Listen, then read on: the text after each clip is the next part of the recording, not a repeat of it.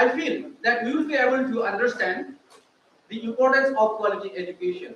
And also, it is not only about the getting government jobs or so on. It is about the livelihood. The quality education can bring us livelihood.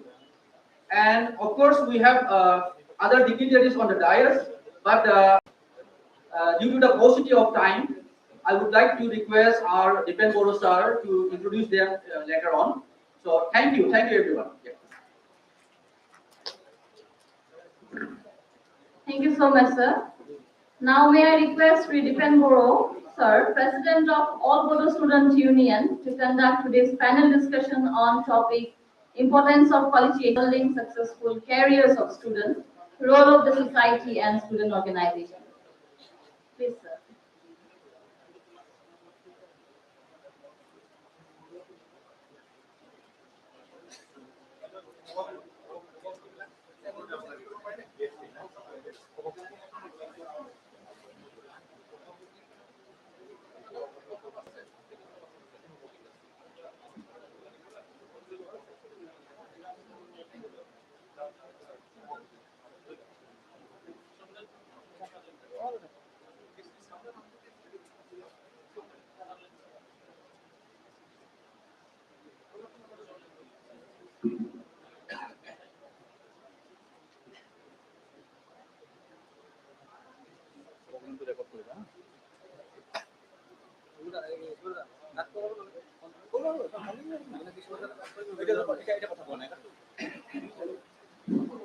So, good afternoon to all.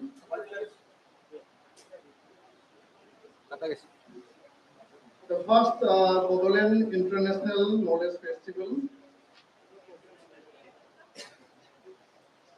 organized by Bodoland University and supported by Bodoland Territorial Region Government. And after inaugural session, in the main dais, we have now discussion on various issues based on various themes. So today, in this hall, we have the panel discussion on importance of quality education in building successful careers of students, role of the society and student organization. I'm very much sorry that our session, the given time is 2 p.m., but now it is almost 3 p.m. Anyway, we are now going to start the session. We have the most respected guest here as a guest speaker from South Africa, our esteemed Mr. Ledlepa Mapele, author of Side of This Soil.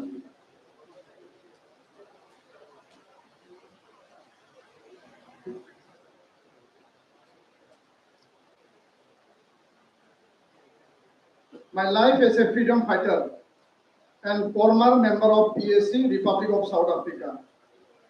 And most esteemed guest, Dr. Bodhi SR, National Convener, Tribal Intellectual Collective India, and Associate Professor and Chairperson at the Center of Social Justice and Governance, Tata Institute of Social Science, Mumbai. Arwamar Mazur Ase, we have dignitaries from various student and social organizations from the BTR region and the member organization of Coordination Committee of BTR organizations. Moi Kokoloke, Punprothme moi welcome Jonaisu. I welcome all of you in this August hall and the participants and the dignitaries and our President and General Secretary of CCBTR organizations. মই সকলোকে নমস্কাৰ দিছোঁ আৰু আমি আৰম্ভ কৰিবলৈ লৈছোঁ আমাৰ অতিথিসকলে তেওঁলোকে প্ৰথমে কথা ক'ব আৰু তাৰপিছত আমি ডিছকাশ্যনৰ পাৰলৈ যাম जों गिबियावनो आलासिफोरनिफ्राय बिबुंथि लाखिगोन आरो बिनि उनाव जोङो डिसकाशननि पार्टआव थांगोन It's a good beginning of the Bodoland International Knowledge Festival, sharing of the ideas and knowledge of different countries and different states. We have so many guests, important and most dynamic guests from different countries, and this is our scope that we are here to welcome them, and we are sharing our ideas with them, and they are also giving their ideas and knowledge to us to explore Bodoland and to move ahead towards the advancement of our area. As everybody knows that our area was the most affected part of the country due to this violence and armed struggle and so many incidents, so many struggles, so many movements. But now it is almost become end, and now the time is for peace, and now it is the time to explore and to go towards the development part. And for this reason, we have to provide quality education for our children and our youths. And through quality education, it is only the way to give best career to our youths in this region. So we have so many issues, so many problems. Despite of that, the All Bodo Students Union, as I am representing as a president of this region and Assam and the nation, we are also working for the development of quality education, and with the target quality education in mother tongue, Bodo medium education. We have been succeeded because 15 years ago, the first division in Bodo medium, this mother tongue medium, as new education policy has given emphasis on mother tongue medium. We have medium up to class 10, and for this we have been trying to uplift quality education. 15 years back, the first division from the Bodo medium, it was only 66 in numbers, but now up to 2022, the last result of the 2022 HSLC, High School Living Certificate exam, the metric exam, it was around 2000 numbers in first division, and among some of them, they achieved distinctions, they achieved these top 10 rank positions. So I think that everybody, our organizations, all of us, we are working on quality education. Either our students, our youth, they are studying in Assamese medium, in Bodo medium, in other medium, or it may be in English medium or Hindi medium. We are happy that we have to grow our youth, we have to grow our students, those who are studying in schools and colleges. So for this reason, the role of the society, the role of the guardian, and the role of the student organization is very important. For that reason, we have been invited here, most of the responsible student organizations from the CCBTR organizations. So thank you once again, and now I will go one by one of this session, and I must to thank Dr. Prolip, who is assisting us and their team also, Dr. Shivani Busumutari and others. এই সময়ত মই আমাৰ CCBTR অৰ্গেনাইজেশ্যনৰ কিছুমান নেতৃবৃন্দক মই চিনাকি কৰাই দিম। এই গোটেই কাৰ্যসূচী বড়োলেণ্ড ইউনিভাৰ্চিটিয়ে আয়োজন কৰিছে আৰু বিটিআৰ চৰকাৰে তেওঁলোকক স্পন্সৰ কৰিছে। তো আমি ইয়াত আজি সকলোৱে আলহী আৰু CCBTR হৈ একেলগে ছাত্ৰ সন্থা আমি সহযোগ কৰিছোঁ আৰু আপোনালোকক মাতিছোঁ। ইয়াত আমাৰ উপস্থিত আছে, মই চিনাকি ল'বৰ কাৰণে আহ্বান জনাম আমাৰ অল BTR SC ষ্টুডেণ্টছ ইউনিয়নৰ সরকার ডাঙরিয়া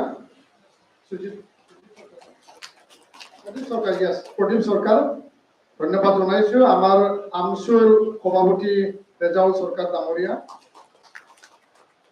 আৰু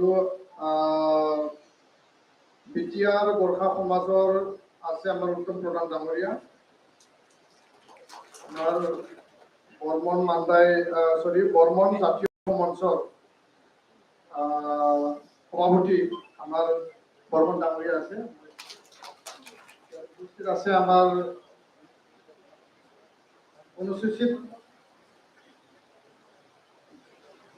জাতীয় পরিষদৰ সভাপতি, মই তেখেতক চিনাকি ল'বৰ কাৰণে অনুৰোধ জনাইছো। আৰু আমাৰ ৰূপক কলিতা ডাঙৰীয়া আছে, কলিতা জাতীয় পৰিষদৰ। আমার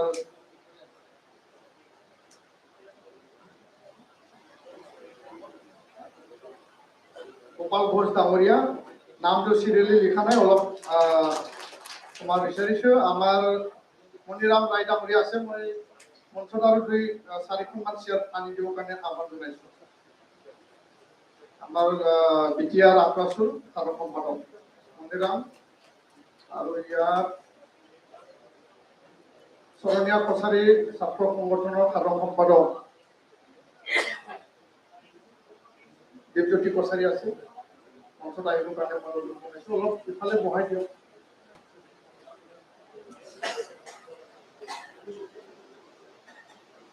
সান্থাল ষ্টুডেণ্ট ইউনিয়নৰ কোনোবা আমাৰ চেণ্ট্ৰেলৰ সভাপতি সম্পাদক কোনোবা আছে নেকি? নাথযোগী আমাৰ কেন্দ্ৰীয় কমিটিৰ সভাপতি সম্পাদক কোনোবা আছে? সূত্ৰধৰ সন্মিলনীৰ আছে নেকি কেন্দ্ৰীয় সভাপতি সম্পাদক? যিকোনো এজন মই মাতিম। আমাৰ মণিৰামক আহিবৰ কাৰণে মই আহ্বান জনাইছো। গাৰো ষ্টুডেণ্ট আছে? গাৰো ষ্টুডেণ্ট কোনোবা এজন আহক মঞ্চত।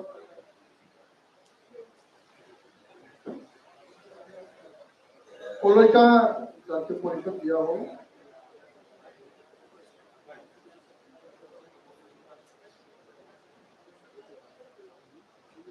কলিতা জাতীয় পৰিষদ আছিল না?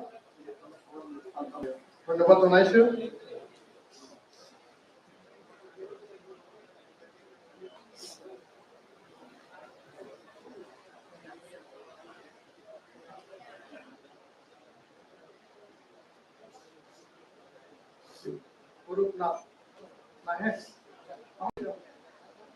মই আৰম্ভ কৰিবলৈ লৈছো। আমাৰ CCBTR অৰ্গেনাইজেশ্যনৰ কিমান ইয়াত ৰিপ্ৰেজেন্টেটিভ আহিছে? Just I would like to know how many students from each organization have participated here. Santal Student Unionৰ পৰা কিমান আহিছে? অলপ থিয় দিলে ভাল পাম। Just have a stand up. Santal Student Unionৰ পৰা কিমান আহিছে? আমি 20 জনকে মাতিছিলো, অলপ থিয় হৈ দিলে ভাল পাম। আনে নেকি? বিটিআর গোর্খা সমাজৰ তৰফৰ পৰা ষ্টুডেণ্ট কোনোবা আহিছে নেকি? অলপ থিয় দিলে ভাল পাম। আপুনি আহক, ইয়ালৈ আহক। আৰু কোনোবা ষ্টুডেণ্ট যদি আহিছে থিয় দিলে ভাল পাম। চৰণীয়া কছাৰী ষ্টুডেণ্ট ইউনিয়নৰ ৰিপ্ৰেজেন্টেটিভ, ধন্যবাদ থাকিল। বিটিআর নাথযোগী ষ্টুডেণ্ট ইউনিয়নৰ মই ষ্টুডেণ্ট যিখিনি আহিছে আৰু আমাৰ অৰ্গেনাইজেশ্যনৰ তৰফৰ পৰা ধন্যবাদ থাকিল। SC ষ্টুডেণ্ট ইউনিয়নৰ ৰিপ্ৰেজেন্টেটিভ, থেংক ইউ। এটা হাত চাপৰি দিব যোনখিনি আহিছে। কোচ ৰাজবংশী ষ্টুডেণ্ট ইউনিয়ন, ধন্যবাদ। আমসু তৰফৰ পৰা যিখিনি আহিছে অলপ থিয় দিলে ভাল পাম। Thank you. কলিতা জাতীয় পৰিষদ অলপ থিয় দিলে ভাল পাম। Thank you. নেমচু কেন্দ্ৰীয় সভাপতি সম্পাদক কোনোবা আছে নেকি? আচ্ছা, ঠিক আছে, মই ধন্যবাদ জনাইছো। অল বিটিআৰ কলিতা জনগোষ্ঠী ষ্টুডেণ্ট ইউনিয়ন আহিছে কোনোবা? আমাৰ নেত্ৰী আহিছে। বিটিআৰ সূত্ৰধৰ সন্মিলন বাহিৰত আছে যদি ভিতৰত আহিবলৈ কৈছো। বিটিআৰ সূত্ৰধৰ সন্মিলন বৰ্মন কছাৰী জাতীয় ঐক্য মঞ্চ। ঠিক আছে, thank you. Garo student union আৰু কোনোবা যদি থাকি গৈছে মই আমাৰ চন্দন ব্ৰহ্মক লিষ্টত সোমাবৰ কাৰণে কৈছো, আহ্বান জনাইছো। বেংগলী ফেডাৰেশ্যনৰ নেতৃবৃন্দক ধন্যবাদ জনাইছো।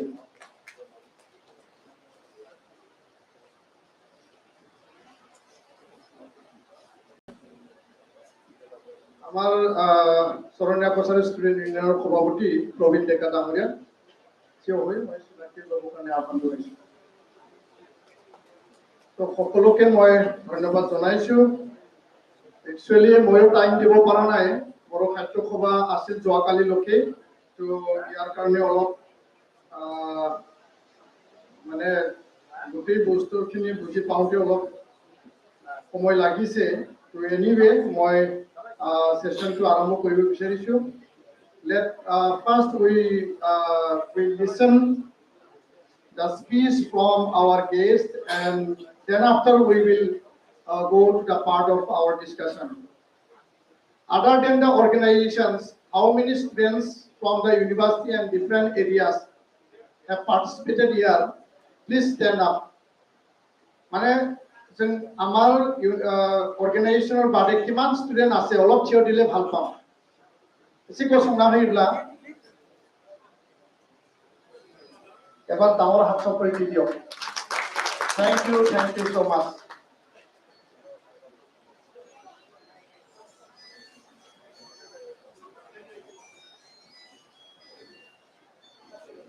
So at first I would like to invite our esteemed guest speaker, Dr. Bodhi SR, National Convener, Tribal Intellectual Collective India Associate, to discuss and to deliver on the theme quality education and panel discussion on importance of quality education in building successful careers of students, role of the society and student organization. So he is our most esteemed guest, and many times earlier we have been met each other, and he has lots of knowledge on this area, and he is well known to us. And I would like to invite to deliver his valuable speech, Mr. Bodhi. Please, sir.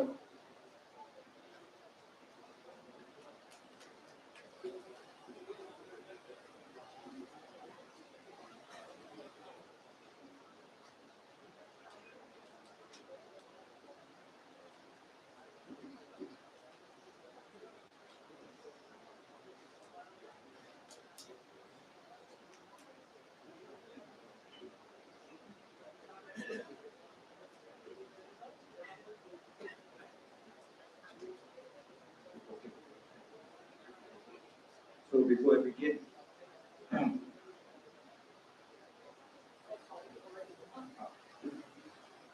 begin, I would like to not only pay my regards, but pay my warmest regards to the President of APSU, Mr. Ibet Boro. I have been very close to APSU for a long time now. I had come to Bodoland in about 2007, and in 2010 we had the first national conference between the Bodoland University and the Tribal Intellectual Collective India. And I still remember this is the same place that we met for that international national conference. So this room, this is the second time I've come to this room. I'm so glad today that APSU is basically providing the leadership for this particular very important session. And the president of APSU himself is the chair of our session today. I also pay my regards to many of my colleagues who I cannot name, but the colleagues who are in the dais. I'm so thankful that we are part of a discussion, a thinking, a reflection about education in the Northeast, education in India, about the career of students, about movements and the role of movements in terms of how exactly to provide a vision for students of this part of the world that we have come from. And probably many of the people in the dais have contributed in some way or the other to these kind of processes. I'm also very happy to see so many students' unions. People like us who are very close to APSU, so we come only with the request of APSU. But today I see student union from all communities who are participating in this session, and I think that is a very positive sign, not only for people who are inhabiting this place, but for Borderland University, in which many students come from various ethnic groups, religious groups, from across the country, and also to PTC, providing a leadership for collective gathering and collective coming together of all communities, and for all communities together to grow. So with these few words, I have been I will also like to not even thank. I would like to pay my regards to Dr. Pralip. We were both colleagues. He was in IIPS in Mumbai, and I was in Tata Institute in Mumbai. And Pralip said, "Can you become part of this important session?" So I said, "Yeah." But I was also part of many sessions at the same time. For nearly 10 minutes, I was walking around and trying to find where my room was. And then, fortunately, I'm able to. It's a big campus, a very nice campus, and probably in a few days, all of us will kind of find our way into this, the various rooms that are organized for this particular International Knowledge Festival in Bodoland.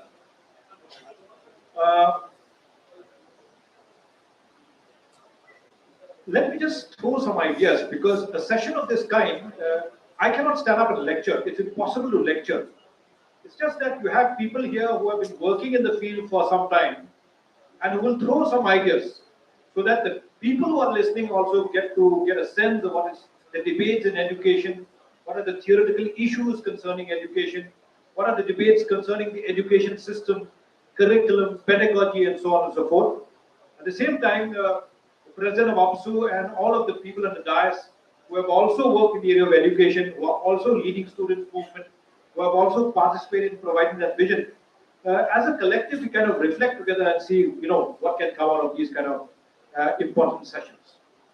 So what I will do is I'll just throw some ideas, actually, because there were too many things happening, and I was not able to kind of locate myself properly. There's another session coming on quality education again later.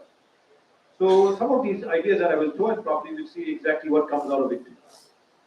So the first thing that I want to submit to this gathering, and many of you are academics, many of you are students, many of you are students of Borderland University, and even many students from various universities across the country.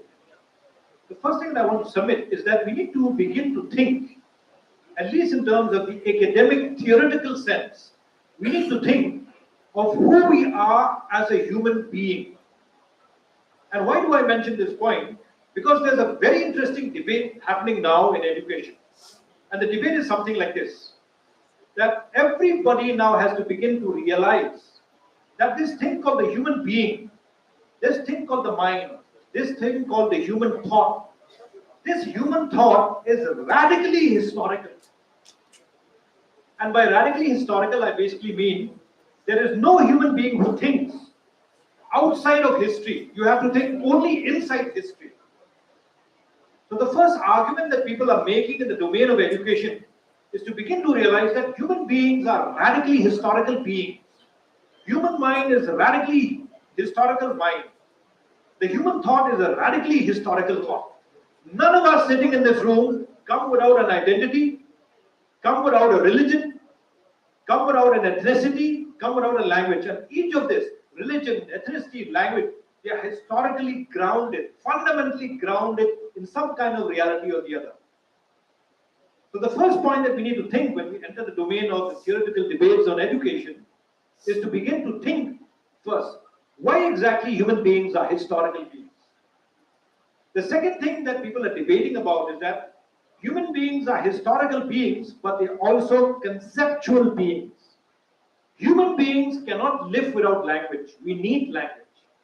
Language is the only medium in which all of us can sit together, dialogue with each other, talk to each other in a great degree of diversity.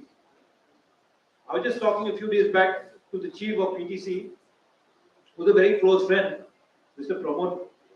And I was telling him that the time has come for us to begin to debate something more different in terms of how do we engage with various ethnic groups, various political groups, various religious groups, especially in Bodoland.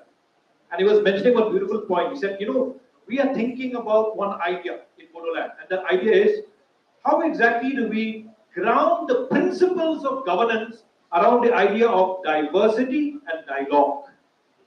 There are many people from many kinds of communities in Bodoland, and how do we create a structure in which these diverse communities begin to dialogue, not to conflict with each other, not to impose one's will on the other, but to dialogue with each other, to talk to each other, to find a way out as a reality in a very, very extremely diverse Bodoland reality. So the second point which I want to make for us to think is that if human thought is fundamentally and radically conceptual, language is very important. Language and history. And some people argue that human thought is not only historical and conceptual, but also political. Each of us, whether we accept or not, whether we like it or not, we are all political beings.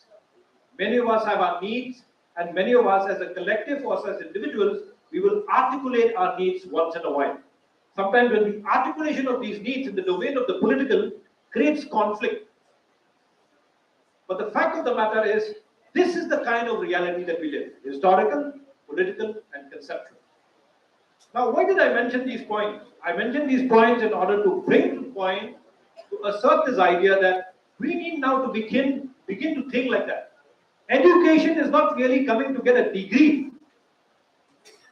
A real critical, emancipatory, progressive education is one that is grounded in history, grounded in concepts and language, and grounded in political understanding of reality. Now, in this country, if you were to think in that line, something very important has happened. With the exception of the tribal communities that inhabit many places in the Northeast and even in so-called India as a whole, the education system that we have received is not the education system that is homegrown. What do we mean by homegrown? It has grown from our experience.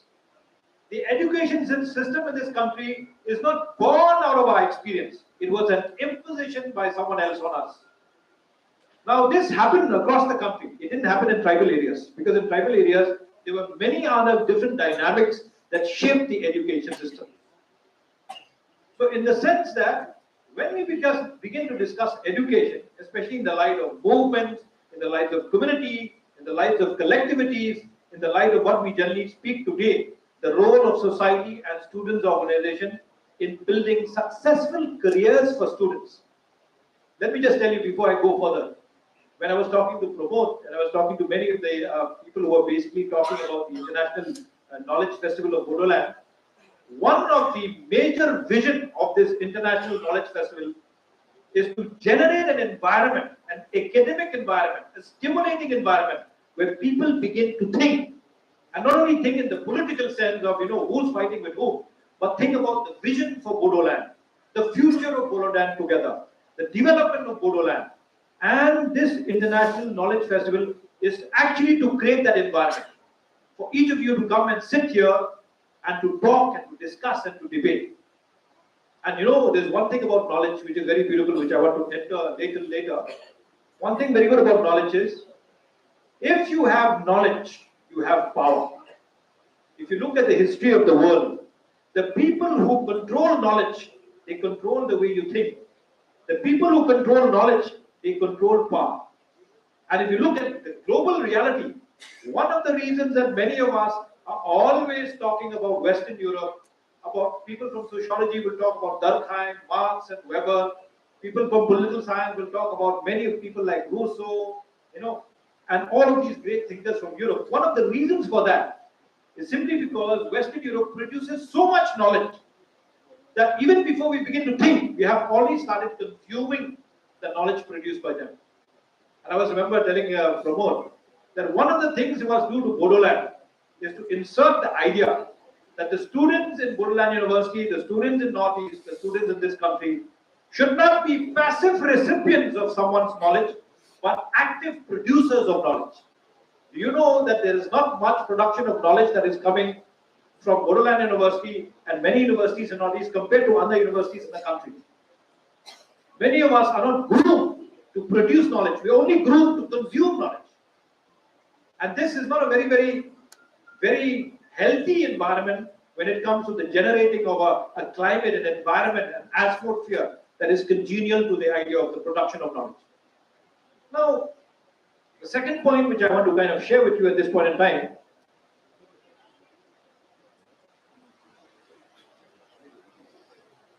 is that when we get a structure from outside, this structure from outside is something very interesting is happening to the structure of education that is being imposed on all of us. If you go especially into the debates concerning this, many people are making one very interesting point. And what is that point? The point is this. Education now is being spoken more in terms of commercial education. It's called the commercialization of education. Education is no more about human growth, about the human mind, about society, about the goodness of society. It's about commercialization of education. People now are concerned, what course should I do in order to get a good job? How much do I pay in order to get a higher pay?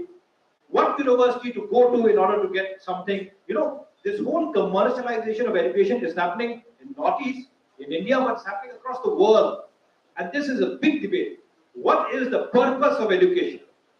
Is education about emancipation, about progressive ideas, about criticality, or is education about commercialization? Are you here to learn only so that you get a job, or are you here to learn in order to be a good citizen of the country, in order to be a person who are contributing to the development process of the country, who are contributing to a congenial environment among ethnic group, religious group, language group, and so on and so forth? This is another very important debate, and I want to submit to this group here today that we need to think seriously about this idea called the commercialization of education, and how do we walk this tight, balanced rope, not to fall trap to the extremities of commercialization, at the same time not realize that actually education also should actually provide people with jobs and a bright future. So the second point which I want to talk at this point in time, after the first, is that we need to seriously think about education and the commercialization of education happening. Now, the third thing which I want to kind of share, and I think we should think seriously, is that what is education after all? What do we mean by education? Now, the debate regarding education now has come to an understanding where, especially if we look not as recipients of education, but as producers of education, producers of knowledge. One thing that I love about APSU, and I do not know about the other students' union, is that there's something very beautiful APSU. And in APSU, you are taught to be a producer. You're not taught to be a recipient, which is very, very important, which I used to like. And I think all students' union also should have this kind of a principle embedded. How to contribute, not how to take. How to make things better, not what is important for me. You know, this kind of principle is very fundamental.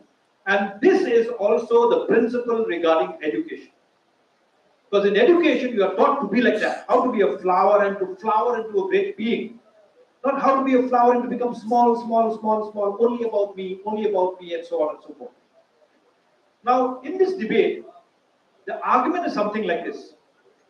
If you're talking about homegrown education and organic education and endogenous education and indigenous education, that is producing rather than consuming, then we need to actually link and locate this education in society. The definition of education and the definition of another beautiful word called curriculum, how to develop a curriculum. All of you are doing political science, economics, sociology, some of you are doing medicine, some are doing engineering, and so on and so forth. The biggest debate in this line in terms of education and curriculum is how exactly to take the experience of a society, how to transform the social experience into an educative experience. How do you transform your life, the life and experience of your own self, the life and experience of your community from a social into an educative experience? How do you do that? And how do communities do that? This is a very important debate happening in education. People are starting to realize that you cannot create an education system that is devoid and alienated to the lives of people. You have to create an education that is being born out of people's experience. You have to develop a curriculum that is born out of people's experience. Otherwise, education will alienate you. It will alienate from who you are. It will make you feel bad who you are. It will make you dislike of who you are. It will make you hate your community for who you are. That kind of education is dangerous. Now people are talking about an education and an educational curriculum that is born out of people's day-to-day. And that actually I'm starting to see, especially in Bodoland, is something very beautiful in the past 4-5 years. Many of these processes are trying to shape up. And I'm so happy that so many students group are here to think about this seriously. When you go back to your community, when you go back to reality, never negate your own reality. Be respectful of it, but at the same time, how to turn that experience into an educative experience. Now, this third point I think is a very important point, because in the debate on education, if you look at some of the intricate debates on education, there is something called a debate on education system. What kind of system of education you have? There's a debate on curriculum. What kind of curriculum do you have? Is the curriculum cutting edge? Is the curriculum the best curriculum? Or is it a curriculum where people wrote a book in 1930 and I'm reading till today and hoping that it's relevant in 2021? It's not relevant anymore. What is that cutting edge curriculum that we are giving? What is that education system and a curriculum that helps you to be right there when it comes to the realities that we are experiencing on a day-to-day basis? The third one is generally pedagogy. What kind of pedagogy do we use? How do we teach students? Now with this whole thing that is coming, especially the digital era, many people are going into digital. And then what are the ways in which teaching can be done? What are the ways in which teaching can be spoken about? And so on and so forth. So these are the third point which I want to submit. To think seriously about the education system, to think seriously about cutting edge curriculum, and to think about innovative dialogical pedagogy in the teaching process. The third point which I want to make is about this idea called the non-formal and informal education. People like me who come from tribal societies, and I head an organization called the Tribal Intellectual Collective India, and we are about 100 people, all intellectuals who are teaching in universities coming from tribal societies. And Bodoland is a place where we come quite often. A lot of debate is happening about this non-formal and informal education. Not to take it negatively, but some of us who come from tribal societies, knowledge is embedded in our reality. That knowledge system is there in our reality. Fortunately or unfortunately, that knowledge system is more oral in nature. Oral, it's more spoken in nature. It's not written down. And many of us who are starting to study the debates concerning the movement of the oral into the written, we are starting to realize that many, many things are happening to societies, especially both the tribal societies and also many societies in Northeast. You don't need to be tribal societies in that sense. And the debate that is coming here is that all societies that have their own knowledge system, there's a beautiful word in Greek, there's a beautiful word, it's called episteme. And the word for that is called epistemology, the study of knowledge. How do you study knowledge? What are the ways of studying knowledge? Like people do sociology, they study society. People do anthropology, they study culture. There is a domain called epistemology, the study of knowledge. What is knowledge? What do you mean by knowledge? And how do we engage with this idea called knowledge? Two very interesting things are happening in the domain of the study of this particular kind. Many people across the country and many people in tribal society are realizing that the oral tradition of knowledge is starting to disintegrate. Tribal societies are breaking down. Knowledge systems that are oral are breaking down. There are many reasons for that. The reason for that is that community relationships are breaking down. Communication among community is breaking down. The idea of relationships in community are breaking down. Trust is breaking down, and so on and so forth. And in the light of that, many people are talking about writing down knowledge rather than merely making oral in terms of the knowledge system. And writing down knowledge now is where I submit my last point. Not only everybody who sits in this room is responsible for that, but all the leaders who are actually engaging in students' movement and so on and so forth have to begin to recognize the importance and the value of this thing called knowledge. And as we write it down, as we begin to produce this knowledge, how we begin to spread this knowledge in society, spread this knowledge in reality. We should move from merely being tribal societies to a knowledge society, merely being diverse societies to a knowledge society. The time has come, especially in Bodoland, to move to a knowledge society, a society in which knowledge drives the way we live, knowledge defines the way we relate, knowledge defines the way I think, not because of my tradition thinks in this manner or that tradition or that religion and so on and so forth. It is knowledge and knowledge alone that should drive a progressive vision for the future of Bodoland. And such a seminar, I think, is a beautiful thing. There's so many things that I want to talk about, but I think I should not take too much time. I'm sorry, some of you are a little bit bored, but I hope I have not bored you. I thank the people in the stage, and I thank the BIT so much for chairing this session today. And Pradeep, thank you so much. Thank you so much.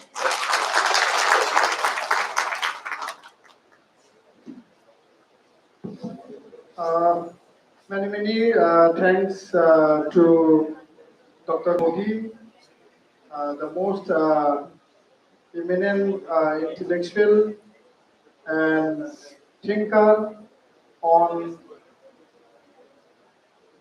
the contemporary society and education and quality. He has shared us regarding the social values and the things that we can go ahead through quality education and through the medium of education. He has shared about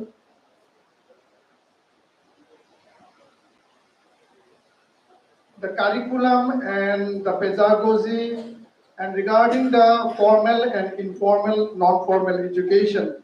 So actually, due to many panel discussions in other hall also, he has given a, I think if time allows, we have to listen many other areas regarding education and society, but due to the time constraint, he has given very short speech. Anyway, I once again thank to Mr. Modi. He has come our places, our university in the Bodoland area, and he has shared the knowledge that he has achieved from various parts of the country, and academic and non-academic. And once again, I thank him. আৰু সকলোকে মই আহ্বান জনাইছো, please give a beautiful clap for Mr. Modi sir. Thank you so much.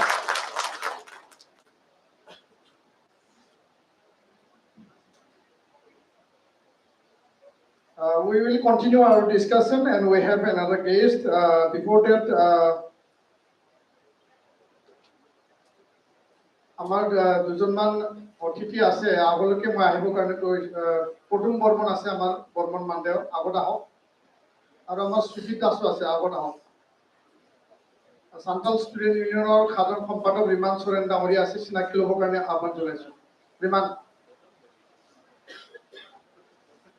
অলপ আগত আহক। ৰিমানক পৰিচয় দিবৰ কাৰণে আহ্বান জনাইছো আৰু ধন্যবাদ জনাইছো। পদুম বৰ্মন অলপ থিয় হৈ পেলাই চিনাকি ল'ব, বৰ্মন মানদেৱ সভাপতি, আৰু আমাৰ সুজিত দাস, ধন্যবাদ। So next, I would like to invite to address with valuable speech in this panel discussion from South Africa.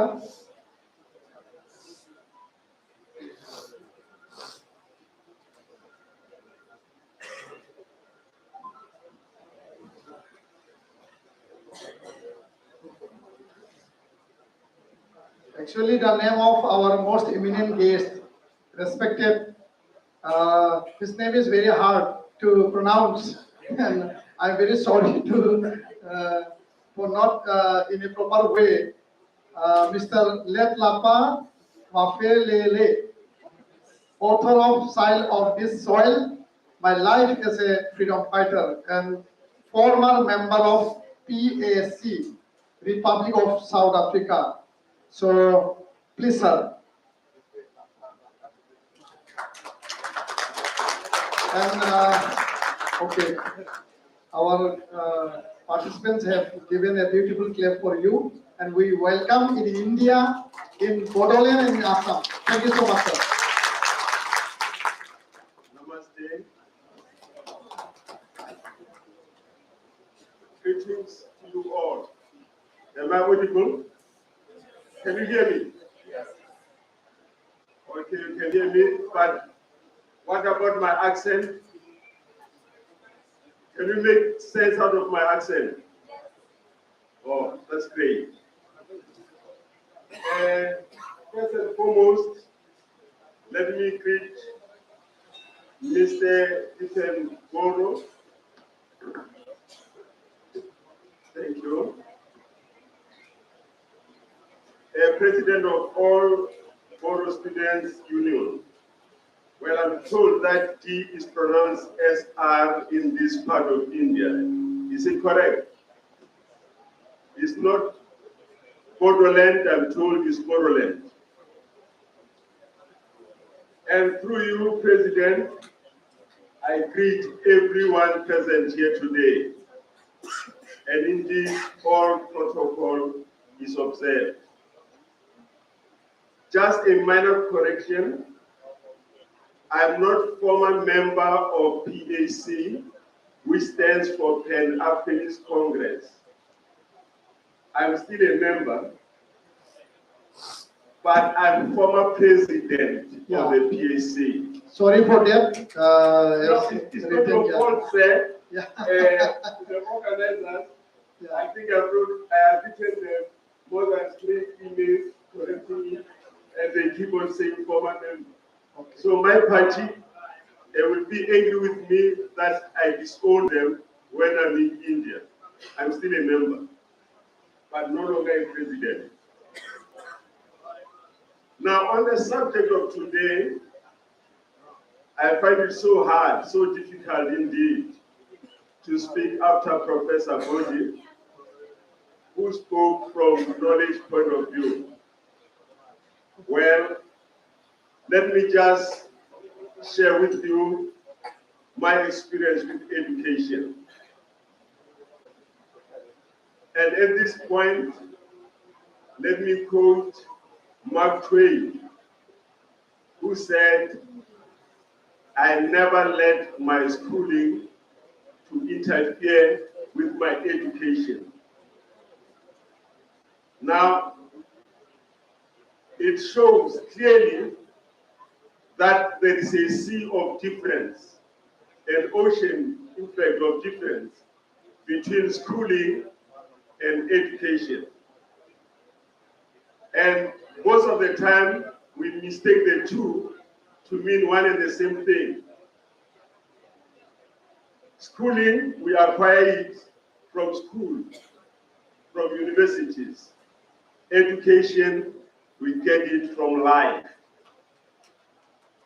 I think you know the popular story of a professor and someone in the eyes of that professor who was uneducated. And they were in a canoe, in a boat, traveling from one island to another. And the professor kept on asking him, do you know philology? And the man said, no, I don't know what is it. So, oh, it's boring to be in the company of the uneducated. Do you know is philosophy? Said, no, I don't know. Biology, I don't know. Chemistry, I don't know. Now, as they were sailing, there was a turbulence, a storm, and the boat started shaking. Ultimately, it capsized.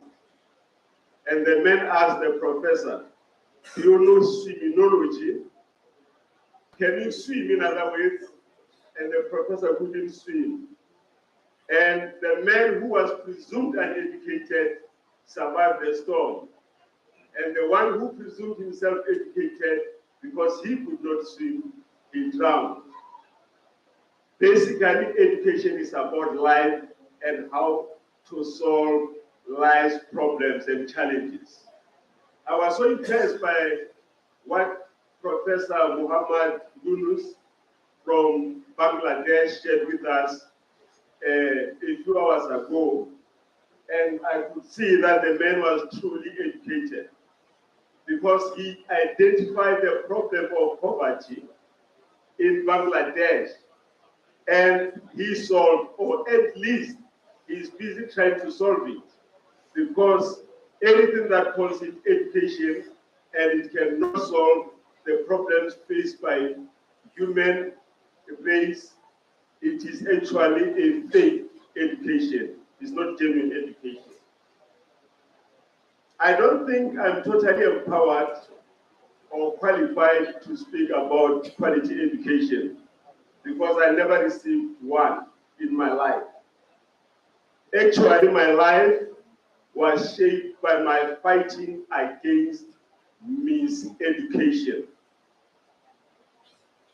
Education that was aimed at creating a slave out of me so that perpetually I would be a consumer of ideas instead of a producer of ideas.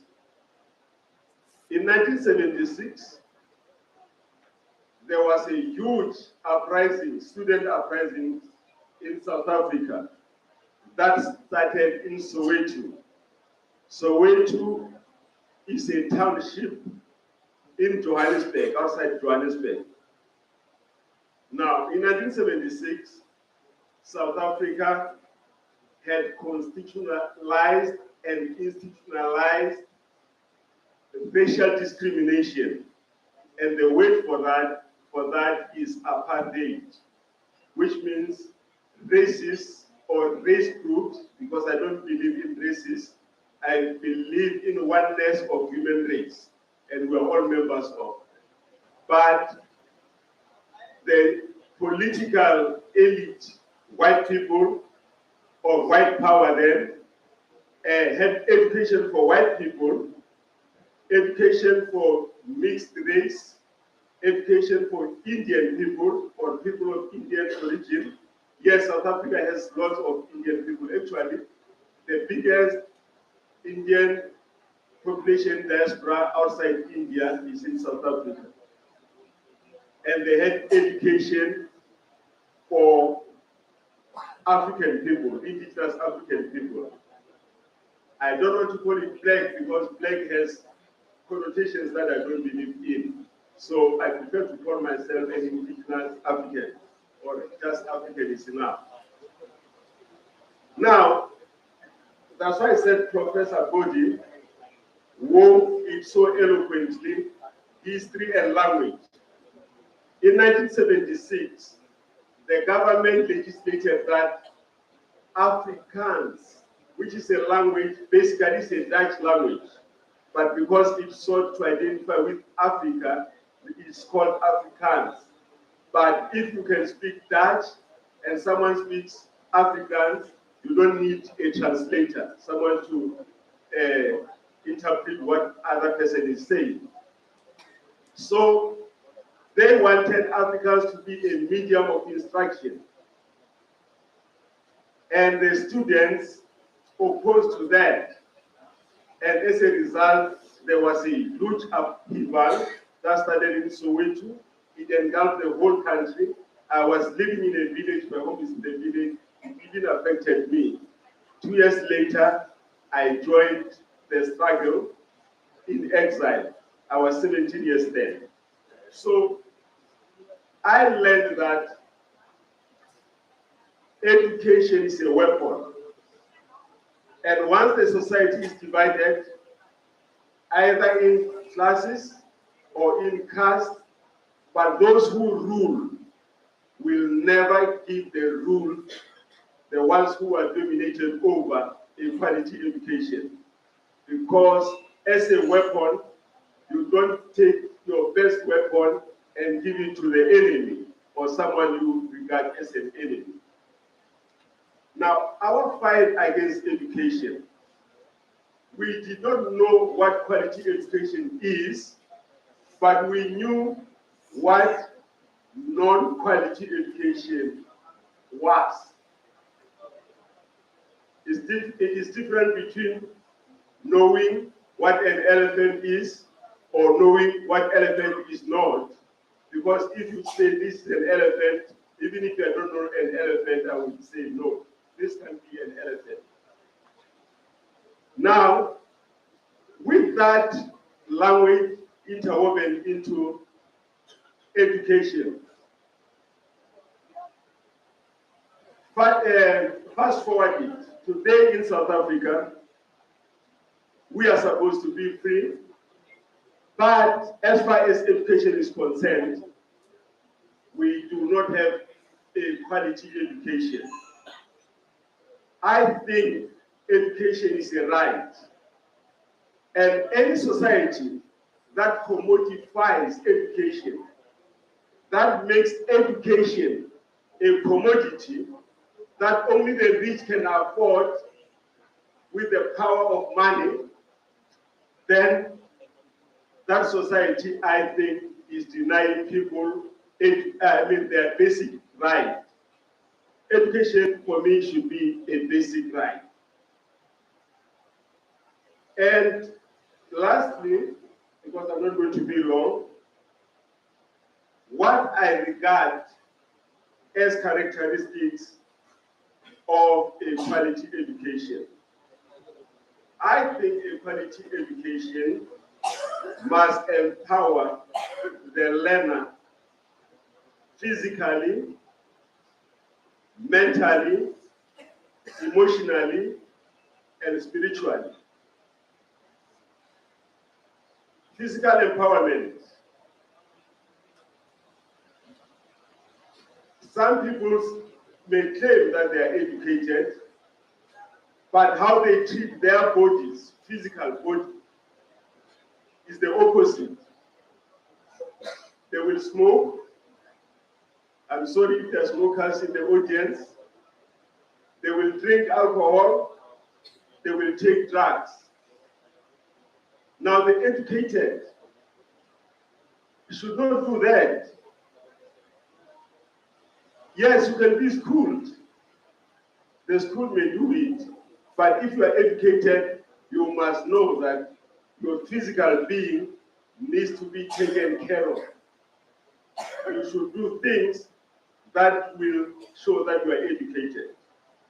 Emotionally, it's a pity that in schools, or the last time I was a student myself, there was no emphasis on emotional intelligence. It's something that we grow up, some even become, professors or doctors, but with very little emotional intelligence. And mentally, of course, intellectually, education must empower us. We must be learners until the last breath of our lives. We must never stop learning. Education is not an arrival, it's a journey. And spiritually, education, weight of the calling, must empower us spiritually. Here, I'm not talking about God or his absence or her absence. Spirituality for me means connectedness with oneself, with fellow human beings, and with the universe. So we cannot warm the globe as we are busy with CFC gases, and on one hand we say we are educated. So that for me is spiritual empowerment emanating from education, weight of the calling. With these few words, thank you for listening to me. Namaste.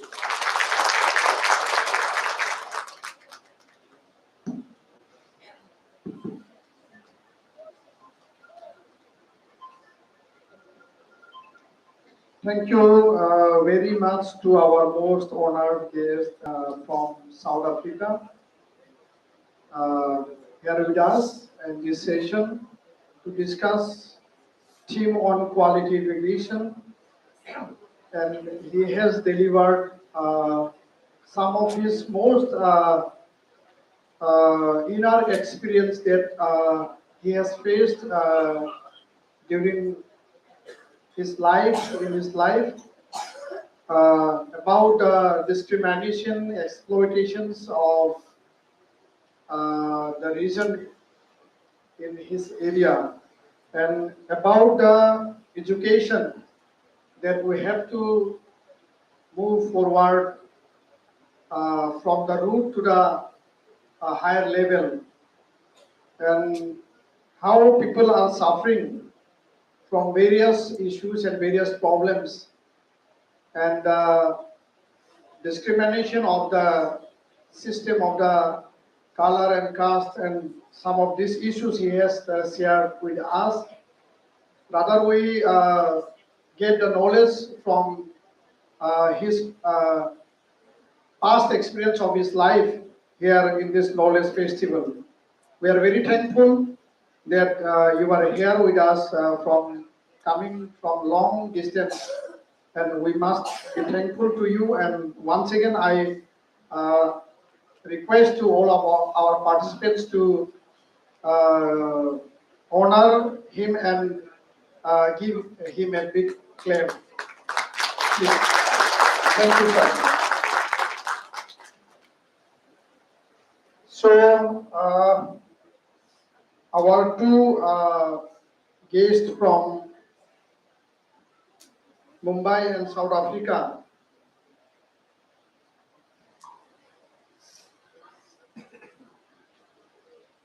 they have shared their ideas and knowledge regarding quality education. Actually, the topic is a vast subject. It's not a simple subject, and there is the part of lots of discussions, analysis, and resources to provide and to discuss. And it is not a simple task to discuss and conclude within a short span of time. So that's why I think that we will continue in near future regarding quality education and the role of the students. As we have so many student organizations here, what is our role and responsibility in bringing the quality education? গুণগত শিক্ষা আগবঢ়াই লৈ যোৱাৰ কাৰণে আমাৰ সংগঠনৰ জাতীয় সংগঠনে হওক বা ছাত্ৰ সংগঠনে হওক আমাৰ দায়বদ্ধতা কি? গাৰ্জেন সকলৰো দায়বদ্ধতা আছে. They have the responsibility from the guardian part, but what is our role and responsibility? So I think that our leaders from different organizations, they have to speak something about the role and about their activity and their actions regarding quality education. What you have done and what are you doing? So ইয়াৰ কাৰণে মই আমাৰ কিছুমান দল সংগঠন আছে যিবিলাকে এই বিষয়ত কাম কৰি আছে. মই নিজৰ আইডিয়া, নিজৰ এক্সপিৰিয়েঞ্চ সেইখিনি মই শ্বেয়াৰ কৰিবৰ কাৰণে মই আহ্বান জনাম. But the Peace Nobel winner, the former president of South Africa, Nelson Mandela, he wrote that education is the best weapon which you can use to change the world. So তেওঁ শিক্ষাক এটা মাধ্যম হিচাপে লৈছিল. আৰু আমাৰ another Nobel Peace Prize winner, Malala Yousafzai, he has also spoke that about one pen, one teacher, and one book can change the world. So that's the important part. And today we have so many most resourceful and renowned dignitaries here in this knowledge festival in the inaugural session. Amar যথেষ্ট অতিথি আহিছে, Sonam Wangchuk from Ladakh and Leh, he has started SECMOL, this socio-economic cultural movement of Ladakh, socio-education cultural movement of Ladakh. From his life history, the movie starring by Amir Khan, Three Idiots, has been produced and performed. Sonam Wangsugot Viti Kuripalai, and another most renowned guest from Bangladesh, Mohammad Yunus, Nobel Prize winner. He is an economist and also champion of microfinance. Microfinance আৰু অৰ্থনীতি জগতখনক কেনেকৈ আগবঢ়াম তেওঁ আজি ভাষণ প্ৰদান কৰিছে। And we have also guests from he is a star from Bollywood, but he is working on education as a philanthropist and as a ambassador. So তেওঁলোকেও আহিছে। So ইয়াৰ কাৰণে আমি discuss কৰিব লাগিব the education system of Delhi model, the education system of Gujarat model, and the 100% literacy mission of Mizoram and Kerala. So এইবিলাকো আমি আলোচনা কৰিব লাগিব। And the successful result and record of Bihar, this Super 30 by Anand Kumar. Anand Kumar mathematician হয়, তেওঁ Super 30 কৰি পেলাই ছাত্ৰ ছাত্ৰীক আগুৱাই নিছে। তেওঁ IIT বা NIT তেওঁ এডমিশ্যন কৰিবলৈ সুযোগ দিছে। And in Assam also we have from minority students, we have minority leader here, Rezaul Karim Sarkar, and also from NEMSU and from other organizations. From minority area and from the community of minority, around 300 students from the poor family and from the poorest of the poor family, whose parents and whose guardians are working as a labor, june laborer hisabe kaam kori ase. So তেওঁলোকে আজি medical MBBS, they have achieved to get admission in the MBBS in the colleges of in the medical colleges of Assam. So তেওঁলোকে এইটো সম্ভৱ কৰি তুলিছে। So it is not the part that only rich people, only students from the comfort zone, they can achieve MBBS, they can go to the engineering, they can go for IAS, IPS. It's not only the part for the comfort zone student or the rich people. Amar দুখীয়া ল'ৰা ছোৱালীও পাৰে, আমাৰ যিকোনো পৰিৱেশত পাৰে। It does not mean that students from English medium can also they can go for IAS, IPS and other this entrance exam. Amar মাতৃভাষা মাধ্যমত অসমীয়া মাধ্যম হওক, বড়ো মাধ্যম হওক, আন মাতৃভাষা মাধ্যম আমাৰ যাব পাৰে। তো ইয়াৰ কাৰণে মই ক'ব বিচাৰো, we have so many student participants here. They will also ask some questions, and if you want to ask or if you want to share your ideas right now, you can speak something as our guest is here, and you can interact with him also. Then after I will call some of our student leaders to express their views and their ideas on education and the upliftment of quality education and other their activities going in the society.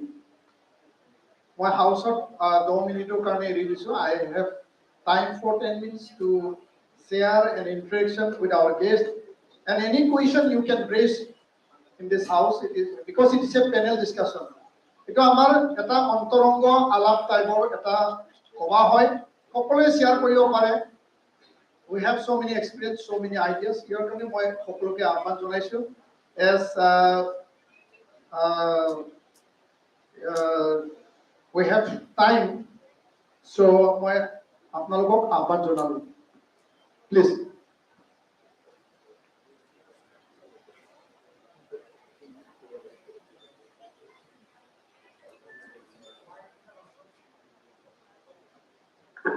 Any question from the audience? Because it is the interaction session, so questions are most welcome, and any suggestions?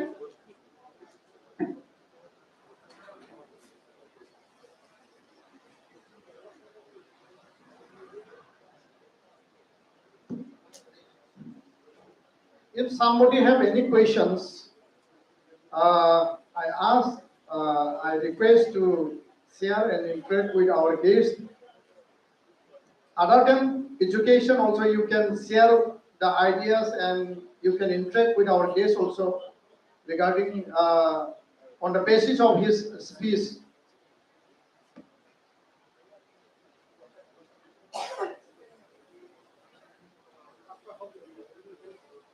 You can put your question in any language. Language should not be barred.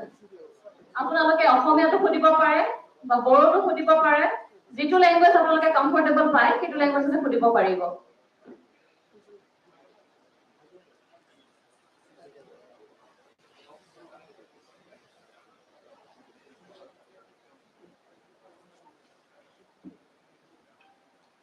I have a question, but my English is so poor, so I would like to say in Assamese. মোৰ প্ৰশ্নটো এনেকুৱা অসমৰ যেটো শিক্ষা ব্যৱস্থা চলি আছে ইয়াৰে আন্তঃগাঁথনি আমি দেখিবলৈ পাওঁ বিশেষকৈ ৰুৰেল এৰিয়াবিলাকত আন্তঃগাঁথনিটো একেবাৰে বেয়া ভাল নহয় আৰু লগতে আমাৰ পাঠ্যক্ৰম কাৰিকুলাম এইবিলাকতো বহুত আখৰা দেখা যায় যিটো নেকি আমাক জ্ঞানী কৰি তোলাৰ বিপৰীতে এটা নিৰ্দিষ্ট বৃত্তিমুখী শিক্ষাহে হয় গতিকে আমি জ্ঞানী হ'বৰ কাৰণে আমাৰ যেটো কাৰিকুলাম বৰ্তমানৰ চলি আছে ইয়াৰ ওপৰত আমি বিভিন্ন দল সংগঠন ৰাজনৈতিক ক্ষেত্ৰখনৰ তৰফৰ পৰা আমি ইয়াক মডিফাই কৰাৰ কাৰণে কিবা ব্যৱস্থা কৰিব পাৰো নেকি এনেকুৱা কিবা প্ৰচেছ আমি ল'ব পাৰো নেকি বা এনেকুৱা ধৰণৰ কিবা ব্যৱস্থা কৰিব পৰা যায় নেকি ইনফ্ৰাষ্ট্ৰাকচাৰ আৰু কাৰিকুলামৰ ওপৰত Thank you.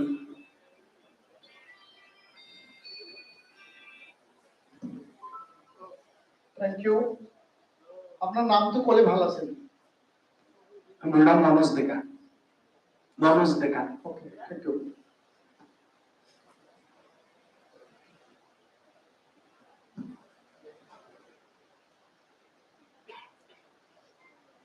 আৰু পাৰ্টিসিপেট কৰিলে ভাল হয় I request to participate. We have some fresh students here. We have lots of students here. You can ask in any language, we will translate it.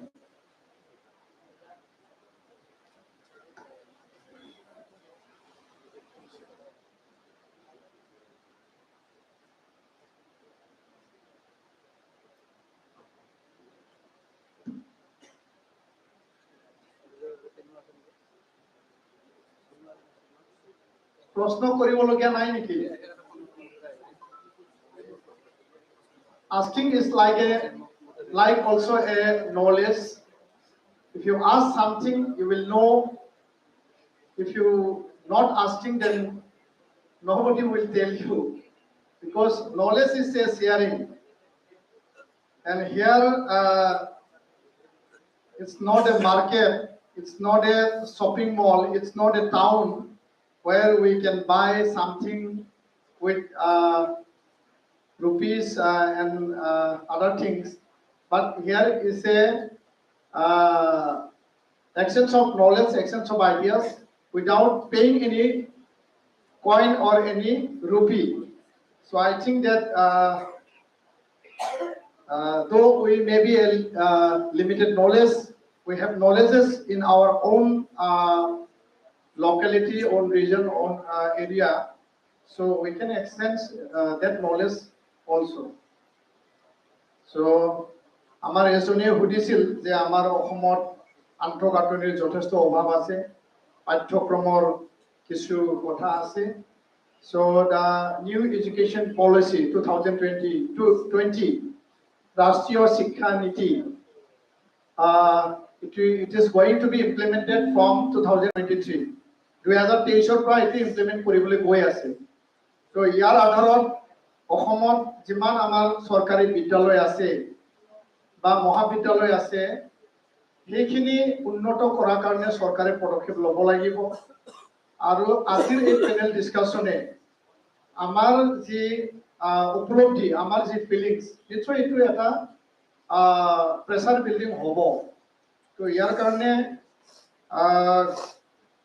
শিক্ষাক লৈ পেলাই আমি বিভিন্ন সময়ত আলোচনা কৰোঁ আমি দাবী জনাই আহিছোঁ কেতিয়াবা আমি আন্দোলন কৰিছোঁ কেতিয়াবা আমি ধৰ্ণা দিছোঁ কেতিয়াবা আমি প্ৰেছ মিট কৰিছোঁ দুটা সদায় আমি পাৰ্ট দেখিছোঁ এটা চৰকাৰৰ কৰণীয় কাম চৰকাৰে কৰিবই লাগিব কিছুমান চৰকাৰে প্ৰদান কৰিব লাগিব চৰকাৰে কিছুমান কাম কৰি দিব লাগিব আৰু তাৰ লগে লগে জাতীয় সংগঠন দল সংগঠন আৰু অভিভাৱক আৰু বৌদ্ধিক মহল যি ইণ্টেলেকচুৱেল এটা সাৰ্কেল আছে সেইখিনিও এইখিনি কাম কৰিব লাগিব আৰু শিক্ষা লোৱা শিক্ষা প্ৰদান কৰা পাঠদান কৰা এইটো এটা সাইলেন্ট ওয়ার্ক হয় এটা মানে সাইলেন্ট ওয়ার্ক এইটো মানে ঢোল বজাই পেলাই মাইক বজাই পেলাই শিক্ষা লোৱা নাযায় বা শিক্ষা দিয়া নাযায় তো ইয়াৰ কাৰণে এইটো যথেষ্ট কষ্টৰ কাম আৰু এইটো হাৰ্ড ওয়ার্ক কৰিবই লাগিব কষ্ট কৰিবই লাগিব তো মই এই সময়ত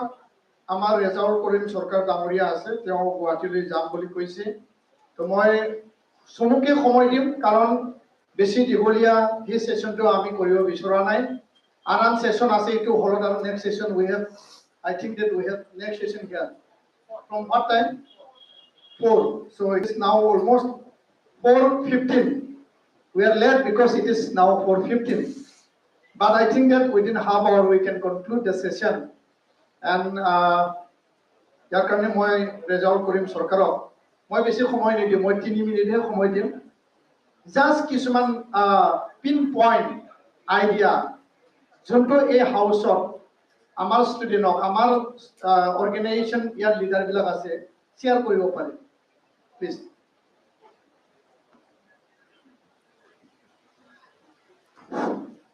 ধন্যবাদ জনাইছো আজিৰ এই হাউচ পৰিচালনা কৰা সভাপতি ডাঙৰীয়া সন্মানীয় আজিৰ এই বড়োলেণ্ড ইণ্টাৰনেশ্যনেল নলেজ ফেষ্টিভেলৰ এই আলোচনা চক্ৰত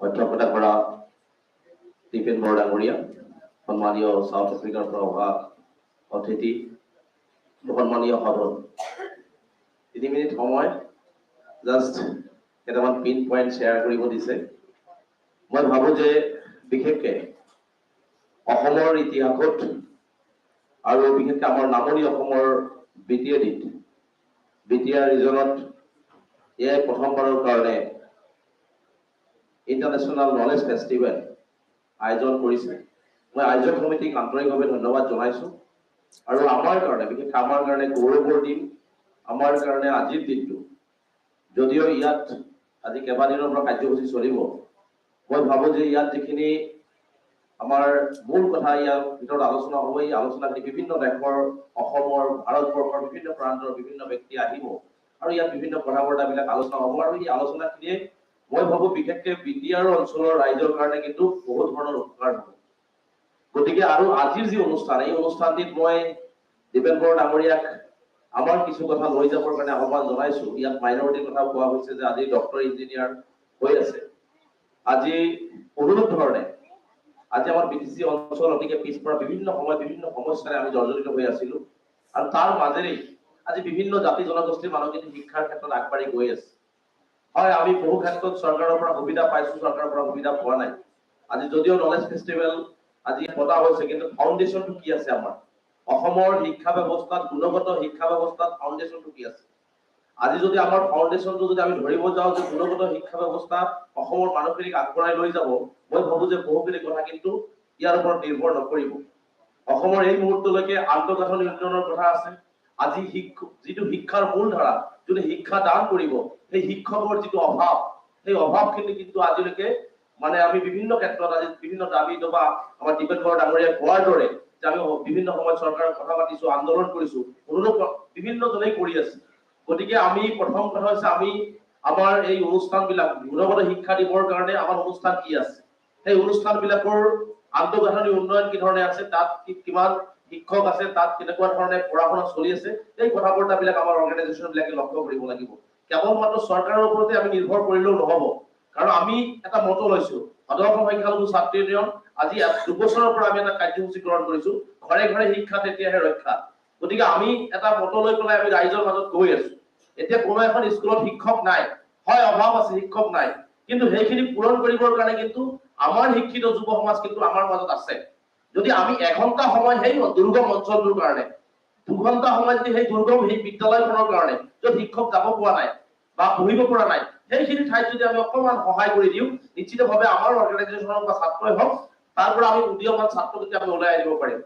ক'ৰবা শিক্ষক কোনোবা বিদ্যালয়ত হয়তো আন্তঃগাঁথনি উন্নয়নৰ বস্তুৰ অভাৱ আছে পঢ়িব পৰা নাই ল'ৰা ছোৱালী শিক্ষাদানৰ ক্ষেত্ৰত আহিলাৰ অভাৱ আছে আমি যদি 10 টকা এটাকে দি সহায় কৰো মই ভাবো যে কেৱল চৰকাৰৰ ওপৰতে আমি নিৰ্ভৰশীল নহয় আমি নিজে কিন্তু 10 টকা এটাৰে সহায় কৰি সেই বিদ্যালয়খনক কিন্তু আগুৱাই লৈ যাব পাৰিম গতিকে এই কথাবৰ্তাবিলাক আমি কিন্তু আমাৰ মাজত দিব লাগিব লগতে চৰকাৰক আমি ক'ব লাগিব যে কেৱল মেডিকেল কলেজ ইঞ্জিনিয়াৰিং কলেজ স্থাপন কৰিলেই যে আমাৰ গুণগত শিক্ষা হৈ গ'ল তেনেকুৱা নহয় আমাৰ মাজত শিক্ষাৰ যেটো মূলধাৰা কেৱল অসমতে চাকৰি পাম ডক্টৰ হম ইঞ্জিনিয়াৰ হম এনেকুৱা ধাৰণা ললে নহব আমাৰ লৰাই যাতে মানৱ সম্পদ হয় গোটেই বিশ্বতে কাম কৰিব পাৰে গোটেই বিশ্বৰ যাতে মানৱ সম্পদ হয় গোটেই বিশ্বতে ডক্টৰ হ'ব পাৰে তেনেকুৱা মানসিকতাৰ মানে আমাৰ ষ্টুডেণ্টখিনি কোৱাৰ্ডিয়াবৰ কাৰণে ব্যৱস্থা গ্ৰহণ কৰিব লাগিব গতিকে মই ভাবো যে কেৱল মাত্ৰ আমি অসমতে সীমাবদ্ধ থাকিম বা আমাৰ বিদ্যালয়তে সীমাবদ্ধ থাকিম বা আমি কোকৰাঝাৰ জিলাখনৰ মাজত সীমাবদ্ধ থাকিম তেনেকুৱা পদ্ধতিত আমি শিক্ষা গ্ৰহণ কৰিম তেনেকুৱা শিক্ষা গ্ৰহণ কৰিলে কিন্তু হয়তো আমি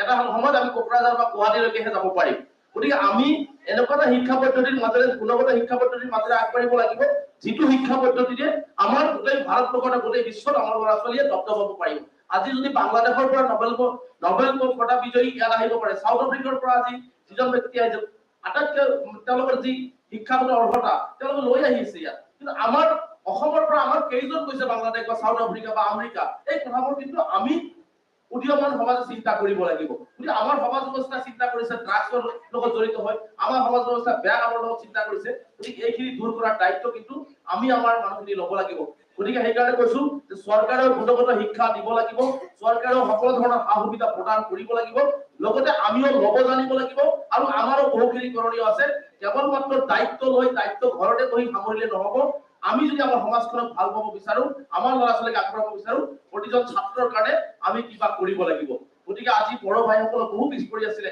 মাইনৰিটি সকল মই আজি গৌৰৱেৰে কওঁ মাইনৰিটি সকল বহু পিছ পৰি আছে কিন্তু আজি আমি চিন্তা কৰিছো যে এটাই লক্ষ্য যদি আমি কাগজ আৰু কলমৰ শক্তি দেখুৱাব নোৱাৰো আমি বিশ্ব জিনিব নোৱাৰো বিশ্ব জিনিবলৈ হলে আমি কাগজ আৰু কলমৰ শক্তি দেখুৱাব লাগিব কাৰণ বন্দুক বাৰুদ বোমা বাৰুদ সকলো দেখিলো আমি আমাৰ চকুৰ আগতে দেখিলো একোই হোৱা নাই আজি কিন্তু বিটিসি আজি বিটিয়া আজি যতেই যাব আজি বিটিসি অঞ্চলৰ বহু চাকৰিয়া এছিয়াছ আইএছ বিভিন্ন ইঞ্জিনিয়াৰিং ক্ষেত্ৰত হওক আজি কোন আপুনি কোন কোকৰাঝাৰত আজি কোন ওদালগুৰি সব কিমান পৰিৱেশৰ পৰিৱৰ্তন এই পৰিৱৰ্তন বেলেগে আনি দিব নোৱাৰে এই পৰিৱৰ্তন আমি মানুহ হৈ আমি সমাজৰ প্ৰতিজন সচেতন ব্যক্তি হৈ এই পৰিৱৰ্তন যদি আনিব পাৰো মই ভাবো যে আজিৰ এই ইন্টাৰনেশ্যনেল নলেজ ফেষ্টিভেলৰ মানে যি লক্ষ্য আৰু উদ্দেশ্য সেই লক্ষ্য আৰু উদ্দেশ্য সফল হ'ব গতিকে আহক আমি সকলোৱে মিলিজুলি আমি সকলোৱে আমাৰ সমাজখন আগবঢ়াবৰ কাৰণে আমি কেনেকুৱা ভাবে গুণগত শিক্ষা লৈ আমাৰ ল'ৰা ছোৱালীক বা আমি সকলোৱে বিশ্বত দক্তপাব পাৰো বিশ্বৰ প্ৰতিখন কান্ট্ৰিতেই আমাৰ আধিপত্য থাকে এই ধৰণৰ মানসিকতা লৈ যদি আমি কাম কৰো নিশ্চিতভাৱে আমি সফল হ'ম গতিকে এইখিনি কথা কৈ মই পুনৰবাৰ আজিৰ এই অনুষ্ঠানটিক আমাক মাতি আনি বহুখিনি কথা শুনাৰ যি কোৱাৰ যি অভিজ্ঞতা আমি কোৱাৰ কাৰণে অহা নাছিলো শুনিবৰ কাৰণে আহিছিলো অভিজ্ঞতা ল'বৰ কাৰণে আহিছিলো আজিৰ এই সভাখনৰ অভিজ্ঞতাই মই আমাৰ সমাজখনৰ লগতে অসমৰ প্ৰতিটো সমাজতেই বা পিছপৰা সমাজৰ প্ৰতিটো পিছপৰা সমাজতেই লৈ যোৱাৰ কাৰণে চেষ্টা কৰিম তাৰ কাৰণে আপোনালোকৰ সকলোৰে সহযোগিতা বিচাৰি ইয়াতে সামৰিছো ধন্যবাদ ধন্যবাদ জনাইছো ৰেজাউল কৰিম চৰকাৰ ডাঙৰীয়ালৈ আমাৰ নেক্সট সেশনৰ কাৰণে বাহিৰত ৰখি আছে তথাপিও আমি এটা 10 মিনিটস লম কাৰণ আমি লেটকে সময় পাইছো সো মই এক্সকিউজ বিচাৰিছো আৰু ৰেজাউল কৰিম চৰকাৰ ডাঙৰীয়াক ঘৰে ঘৰে শিক্ষা তেতিয়াহে ৰক্ষাৰ বাবে এবাৰ ডাঙৰ হাত চাপৰি দিব লাগিব কাৰণ আমাৰ এই অঞ্চল 20 বছৰৰ আগত যেনেকুৱা আছিল এতিয়া 20 বছৰ পিছত আমি নতুন এটা পৰিৱেশ পাইছো কাৰণ এনেকুৱা পৰিৱেশত আজিৰ এই সেশনটো য'ত ইয়াত চলি আছে সেম পেৰেল সেশন 10টা জায়গাত চলি আছে বেলেগ বেলেগ টপিক লৈ বেলেগ বেলেগ আলোচনাক লৈ মইতো আচৰিত পাইছো যে মই যেতিয়া প্ৰগ্ৰাম চাইছো when I have seen the program 45 pages of program 45টা program মানে পেজে আৰু ইয়াত আলহী আহিছে কিমান মানে যোনটো বাহিৰৰ পৰা স্পেচিয়েল গেষ্ট তাৰ মানে 300 and above আৰু বাকি আলহীটো মানে বহুত আছে how it is manageable it's a very মানে চিন্তা কৰিবলগীয়া anyway violence to peace to knowledge এতিয়া আমি আগবাঢ়িছো আৰু হিউম্যান ৰিসোর্স আমি বনাব লাগিব ইয়াৰ কাৰণে বিটিআৰ চৰকাৰে সুপাৰ 50 আমি ছাত্ৰ সংগঠনখিনিয়ে তেওঁলোকক প্ৰপ'জাল দিছিল আৰু যেহেতু প্ৰমোদ বড়ো ডাঙৰীয়া এটা ডাইনামিক তেওঁ কাম কৰিছে হয় আমাৰ সমাজত যথেষ্ট অসুবিধা আছে সমাজখন এতিয়া আগুৱাই নিব লাগে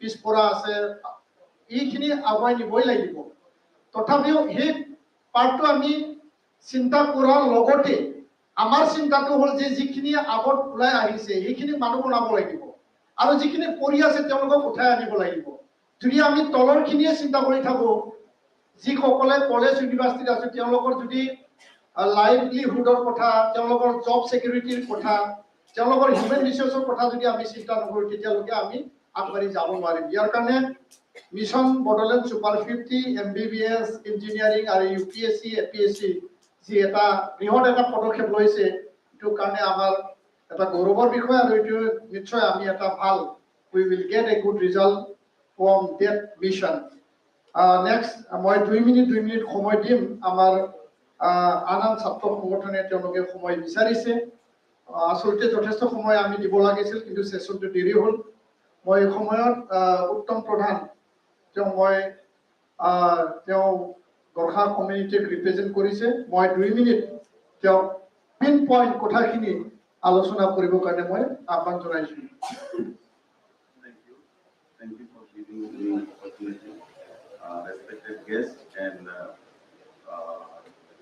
our special guest from South Africa and special guest Dr. Bodhi. In fact, actually, আমি নাজানো যে নলেজ ফেষ্টিভেল হয় বুলি আমি এতিয়ালৈকে জানা নাছিল বুদ্ধিৰো এটা ফেষ্টিভেল হয় গতিকে আমাৰ বিটিআৰ চৰকাৰে এটা নলেজ ফেষ্টিভেল কৰি আমাক ইন্টাৰেক্ট কৰিবলৈ সুবিধা দিছে এই ইয়াত বিশেষকৈ টপিকটো হৈছে কোৱালিটি এডুকেশ্যনৰ ওপৰত To produce the quality education, we have to create quality mind. First up, quality education to আমি কেনেকে দিব পাৰো আমি তাৰ আগত quality mind to create কৰিব লাগে ঠিক তেনেকে আমাৰ quality society হ'ব লাগিব role of teacher role of student bodies role of student education system and role of ruler and government এই বিষয় গোটেই বিষয় ঠিক হলে লাষ্টত কোৱালিটি এডুকেশ্যনটো আহিব সো ইয়াত আমাৰ বিটিসি চৰকাৰে কি কৰিছে আপোনালোকে এতিয়া যিটো আমাৰ মাইন্ড কোৱালিটি মাইন্ড কেনেকে ক্ৰিয়েট কৰিব লাগে সেই সুবিধাটো এই চৰকাৰে আজি আমাক সুবিধাটো প্ৰদান কৰিলে তাৰ কাৰণে আমি বিটিসি চৰকাৰক বিশেষকৈ ধন্যবাদ দিব বিচাৰো ইয়াত globally 24 million out of children আছে globally আমাৰ বিশ্ব এই গ্যাপ আপটো কেনেকৈ মেকআপ কৰা যায় এই বিষয়ে আমি ভাবিব লাগিব আজিৰ জেনাৰেশনে ভাবিব লাগে আমি খালি চৰকাৰক দোষাৰোপ কৰিলে নহব চৰকাৰে নিজাববীয়াকৈ নিজৰ সিস্টেম বিলাক লৈ আছে এডুকেশ্যন সিস্টেমত যেনেকৈ ভাৰত চৰকাৰে লৈছে এই যেটো কোৱালিটি এডুকেশ্যন আছে আজি 10-15-20 বছৰ হৈ গৈছে তথাপি আমাৰ মাইন্ডত কোৱালিটি এডুকেশ্যন হোৱা নাই আমি চৰকাৰক দোষাৰোপ দি আছো এতিয়া আপোনালোকে চাব এজন ডাঙৰীয়াই কৈছে ডেকা ডাঙৰীয়াই অলৰেডি কৈছে যে আমাৰ আন্তঃগাঁথনিৰ স্কুলৰ প্ৰব্লেম আছে তাতে আছে টিচাৰৰ প্ৰব্লেম আছে বাট এটো আমাৰ মাইন্ড আমি যদি ইয়াত ষ্টুডেন্ট আছো আমি যদি নিজাববীয়াকৈ মই সৰু ল'ৰা ছোৱালীক 5 জনক ঘৰে ঘৰে পঢ়াই দিম মোৰ আজৰি সময়ত মোৰ আইডিয়াল সময়ত এই যদি মাইন্ডটো আমি ক্ৰিয়েট কৰিব পাৰো তেনেহলে লাহে লাহে এই বস্তুটো যেটো এডুকেশ্যন কোৱালিটি এডুকেশ্যনটো আমাৰ লাহে লাহে এই দেশত আহিব গতিকে এই হিচাপে আমি এটা বিটিআৰ গোৰ্খা সমাজে এটা কাম আৰম্ভ কৰিবলৈ বিটিআৰটো বনাইছো ইয়াত মই নেপালীত লিখিছো मेरो शिक्षा र म द्वारा शिक्षा মই শিকি মই কিমান মোৰ এডুকেশ্যন আছে মই কিমানত এডুকেশ্যন দিব পাৰো গতিকে প্ৰত্যেকজন ষ্টুডেণ্টে যদি ক্লাছ 10 কৰা ষ্টুডেণ্ট বা এইচএছ কৰা ষ্টুডেণ্ট নিজৰ ওচৰ পাজৰৰ সৰু সৰু ল'ৰা ছোৱালীক যদি পাঁচজনকৈ অলপ এডুকেশ্যনটো দিয়ে লাহে লাহে ডেভেলপ হয় সেইটো আমি যেনিবা অসমীয়াত ক'লে মোৰ শিক্ষা আৰু মোৰ দ্বাৰা শিক্ষা এইটো প্ৰগ্ৰামটো আমি শ্বৰ্টলি লঞ্চ কৰিবলৈ গৈ আছো গতিকে সেইটো কৰি আমি যিমান আমাৰ সংগঠনৰ পৰা আমি কোৱালিটি এডুকেশ্যনটো ইয়াত আমাৰ অসমত ডেভেলপ কৰিবলৈ চেষ্টা কৰিম ইমান মই বেছি কোৱা নাই 2 মিনিট সময় দিছে এইটোকে মোৰ বক্তব্যটো ইয়াতে সামৰিলো ধন্যবাদ thank you I'm very sorry. মই ক্ষমা বিচাৰিছো কাৰণ বহুত সময় দিব লাগিছিল আলোচনা এতিয়া আৰম্ভহে জাষ্ট হৈছিল মানে এনে মানে এটা ষ্টেপ হৈছিল বাট টাইম শ্বৰ্টৰ কাৰণে মই সময় দিব পৰা নাই মোৰ শিক্ষা আৰু মোৰ দ্বাৰা শিক্ষা এটা ডাঙৰ হাত চাপৰি দিয়ক মই আমাৰ বাইদেউ এজন আছে মই তেখেতক চিনাকি ল'বৰ কাৰণে অনুৰোধ জনাম আমাৰ প্ৰতিভা ব্ৰহ্ম বাইদেউ women empowerment and বিভিন্ন ক্ষেত্ৰত যথেষ্ট কাম কৰিছে আৰু আমাৰ টাউন কমিটিৰ চেয়াৰমেন হয় we have also guest sir most honored Nikito Iralu sir sitting with our students so I would like to introduce him sir thank you sir thank you আমাৰ শেষ ভাগ ল'ব we have Moniram Rai from BTR Akrasur. So I request him to share within 2 minutes because our next session seminar, Sustainable Development Goal, our guests and our participants, they are waiting outside this hall. So, নমস্কাৰ আজিৰ এই international ফেষ্টিভেলত এই সভাত আমাৰ সভাৰ সভাপতি নিখিল বৰা ছাত্ৰ সন্থাৰ সভাপতি মহোদয় আৰু ইয়াত উপস্থিত থকা আমাৰ সাউথ আফ্ৰিকাৰ বুদ্ধিজীৱী নামটো পাহৰিছো ডাঙৰীয়া আৰু ইয়াত উপস্থিত থকা আমাৰ CCBTR মেম্বাৰ সকল আৰু ইয়াত উপস্থিত থকা আমাৰ ছাত্ৰ ছাত্ৰী তথা শিক্ষাগুৰুসকল সকলোকে মই বিটিআৰ আক্ৰাসুৰৰ তৰফৰ পৰা সংগ্ৰামী অভিনন্দন জ্ঞাপন কৰিছো যে মই সময় কম মই 3.2 কম যে বিটিআৰ অঞ্চলৰ যি আমাৰ গুণগত শিক্ষা একচুয়ালি মই গোটেই অসমৰ কথা পিছত কম আমাৰ বিশেষকৈ আমাৰ বিটিআৰ অঞ্চলৰ যি মানে গুণগত শিক্ষা অসমৰ ভিতৰতে আমি বিটিআৰ অঞ্চলত পিছপৰা গতিকে আমি ছাত্ৰ সংগঠনে যিটো আমাৰ অঞ্চলবিলাকত বা আমি গাঁওবিলাকত যিটো পৰিৱেশ শিক্ষাৰ আমি দেখিছো এই পৰিৱেশটো হৈছে যে কিছুমান স্কুলৰ ইনফ্ৰাষ্ট্ৰাকচাৰ ইমান ধুনীয়া মানে চকী বেঞ্চৰ পৰা আৰম্ভ কৰি খুব ধুনীয়া কিন্তু তাত শিক্ষা ভাল নহয় আৰু কিছুমান স্কুলৰ ইনফ্ৰাষ্ট্ৰাকচাৰ একেবাৰে দুৰ্বল নাই কিন্তু তাত ছাত্ৰ ছাত্ৰী বেছি তাত শিক্ষাও ভাল গতিকে মই আজিৰ এই ইণ্টাৰনেশ্যনেল ফেষ্টিভেলত আমাৰ এই সভাৰ জৰিয়তে মই আমাৰ বিটিচিৰ চিফ মাননীয় শ্ৰীযুত প্ৰমোদ বড়ো ডাঙৰীয়াক মই এই সভাৰ জৰিয়তে ৰিকুৱেষ্ট কৰিছো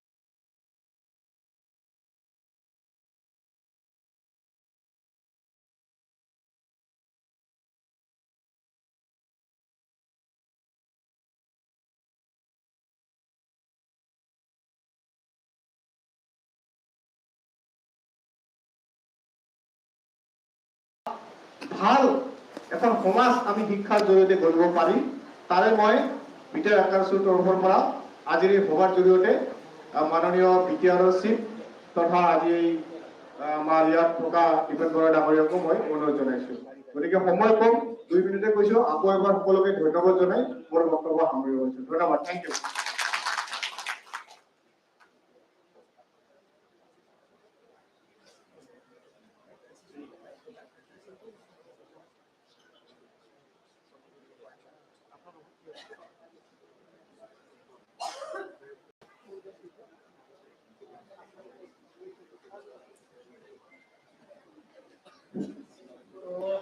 Now I have come to the conclusion part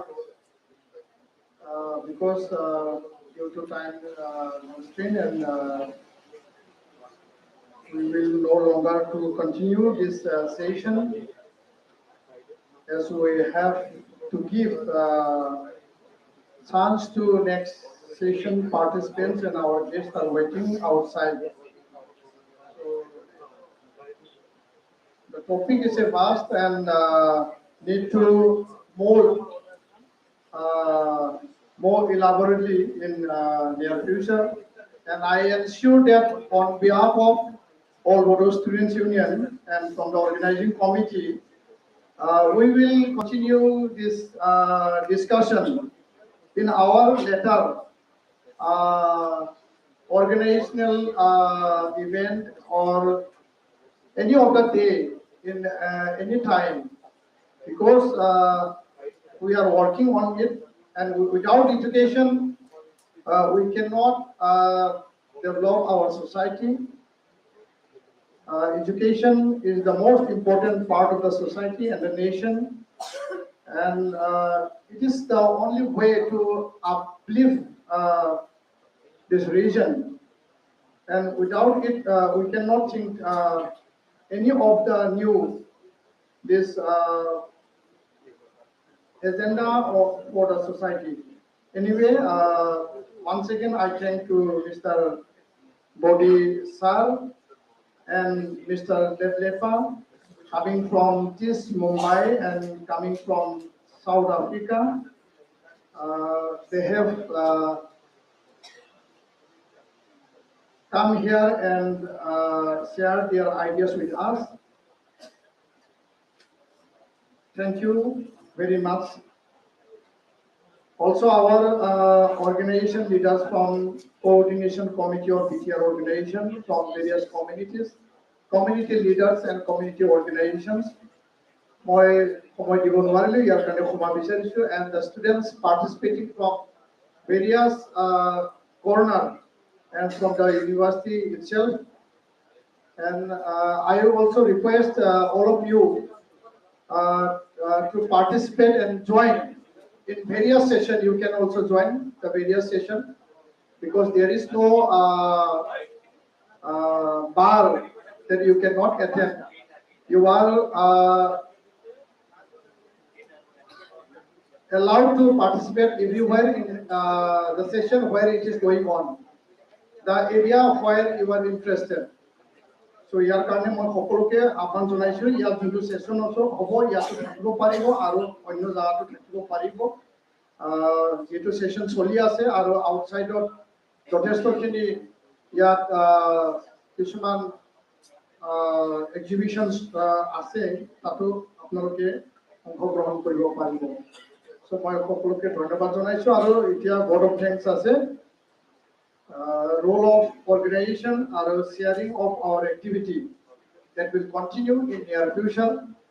Aru iman kosto kori apnaloke participate korile aru this is the first time aru northeast or India bibhinno part of tenoka knowledge festival ami hoa khub kom hulo we heard very less in various parts of the country but এটা dynamic এটা innovative idea লৈ পেলাই ইয়াত চিন্তাৰে আগবাঢ়িছে আৰু it will not seen in with our normal eyes but the impact of this knowledge festival will fall into our society and with this impact the society will grow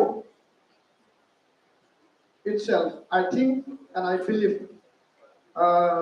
with these few words, I conclude my president's speech. Now I request to give vote of thanks within 1 minute to Mr.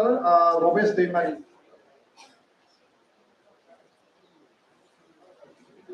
sir. Very good afternoon to all. So insightful. I think the panel discussion made all of us think from all possible corners this afternoon. Not taking much time, I would like to give thanks to our resource person for this evening, uh, to Mr. Late Labasa, who gave insightful meaning from his own experience all the way from South Africa. We do have lots of things to take from you, sir. Thank you very much for making here. We are also very thankful to our professor, Dr. Bodhi, who came all the way from Mumbai, and he shared few key points to us to look into education in different way and focusing into three major aspects, which includes thinking towards human conceptual being. Politics has to be looked different dimension, and also to consider history in our education. We are also thankful to our uh, chairperson, Defensa, for sharing this session and making this session very meaningful. Thank you very much.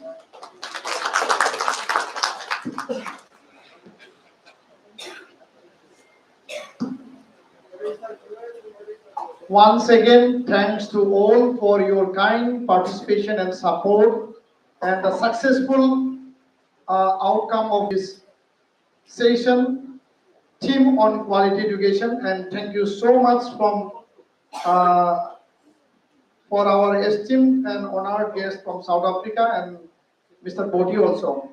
Thank you so much. Now I conclude this session. Bidatam, Kulumbai, thank you.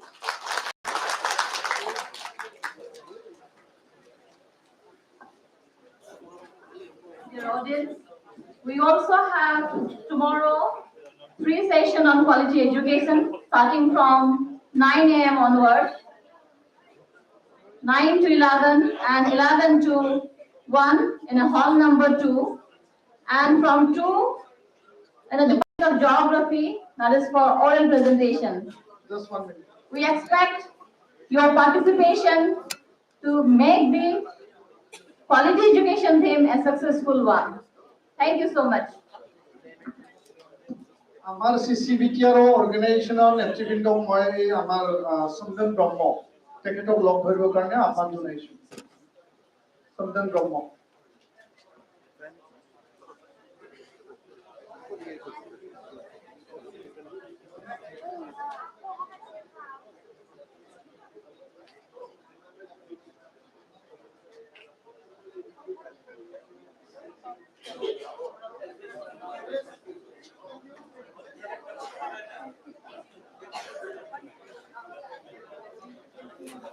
Dear audience, we have another session here for indigenous knowledge system for achieving sustainable development goal.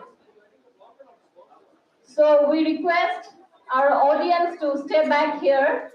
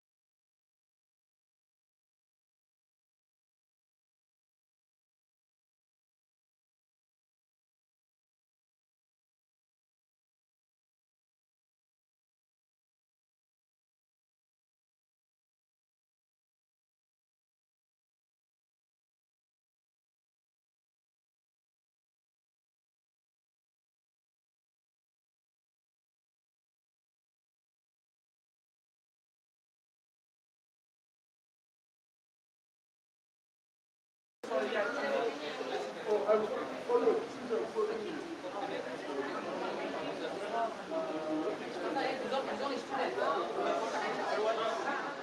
Weight কৰিম হ'ব হ'ব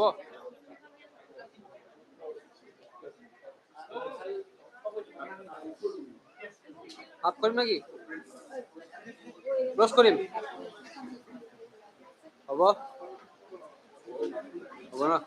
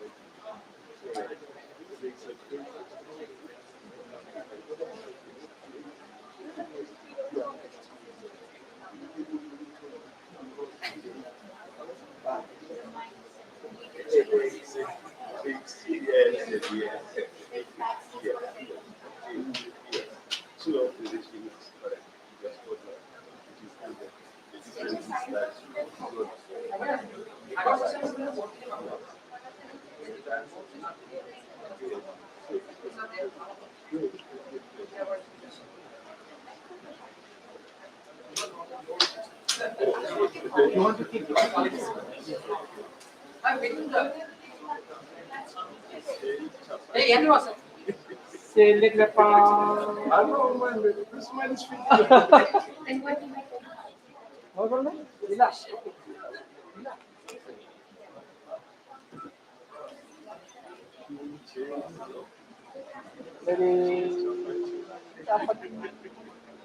Yeah.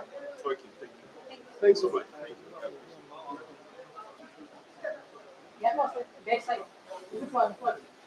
Backside.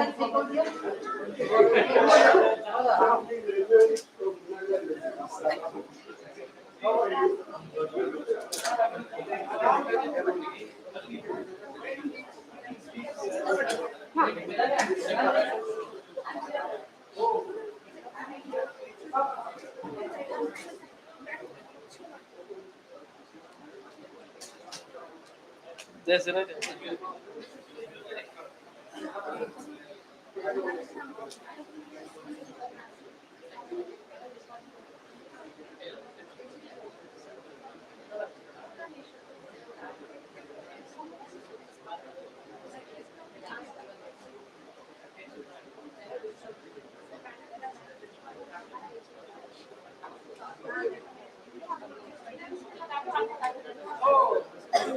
Please come forward.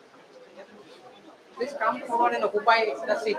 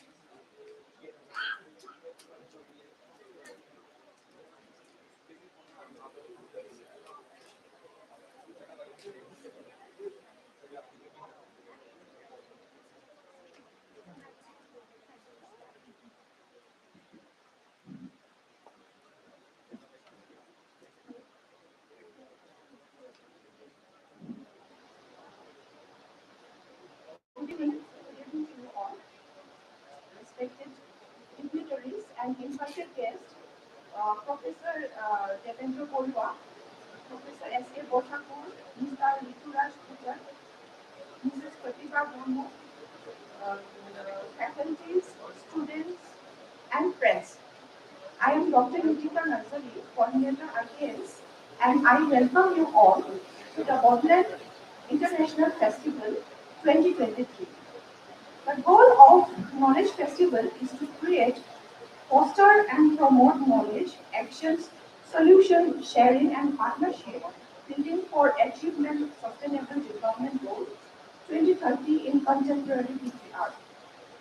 In this festival, the thematic area we are covering is Indigenous Knowledge System. The indigenous communities of the world, forgotten as the original or first people of a particular geographic region, have also been playing a momentous role in managing and conserving biological and cultural diversity. The Northeast region and Borderland territorial region encompass a large population of native indigenous tribes with their unique culture and tradition, with the objectives of conservation and preservation of ITK of the region. This theme has been taken in Borderland International Knowledge Festival 2023 to give a space for deliberation by the experts, scholars, stakeholders of the society, and share their knowledge. We hope that these sessions will bring knowledge um, on how to find synergies with traditional knowledge system and local technologies in achieving sustainable development goals and mainstreaming the traditional knowledge system. Uh, the topic of panel discussion today is Indigenous Knowledge System for Sustainable Development Goal 2030. So,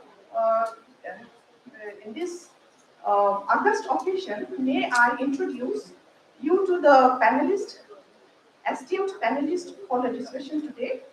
So, first I'd like to introduce Professor Devendra Chandra Borua, Department of Energy and Director, Center for Multidisciplinary Research, Tezpur University. Sir, may I request you to please come on dais, sir. Organizing committee, please get ready with RNI. And I'd like to request our coordinator, Dr. Hemant Sharma, to please felicitate Professor D.C. Borua with an RNI and a memento.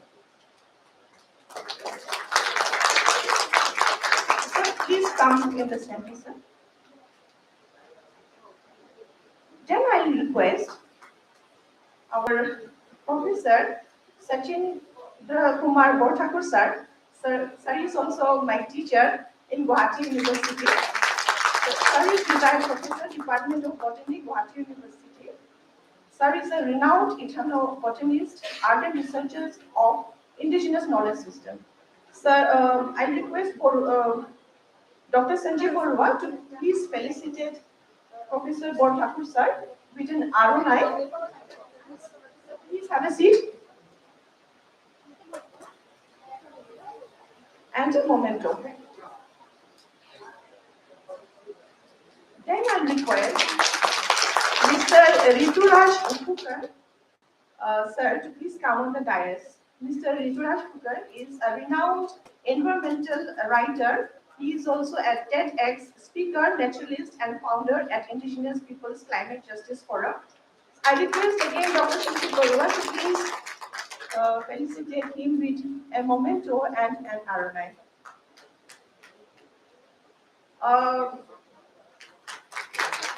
Today we have our moderator, Mrs. Pratibha Brahmo.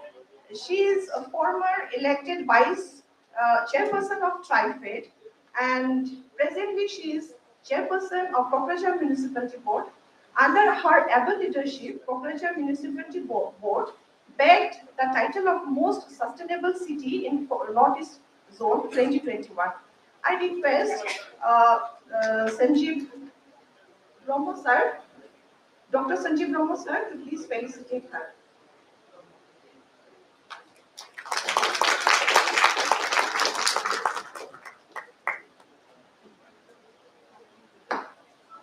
So, I hand over this session to Mrs. Pratibha Brahmo.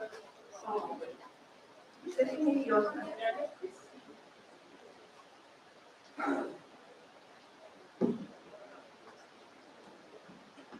Very good evening to you all.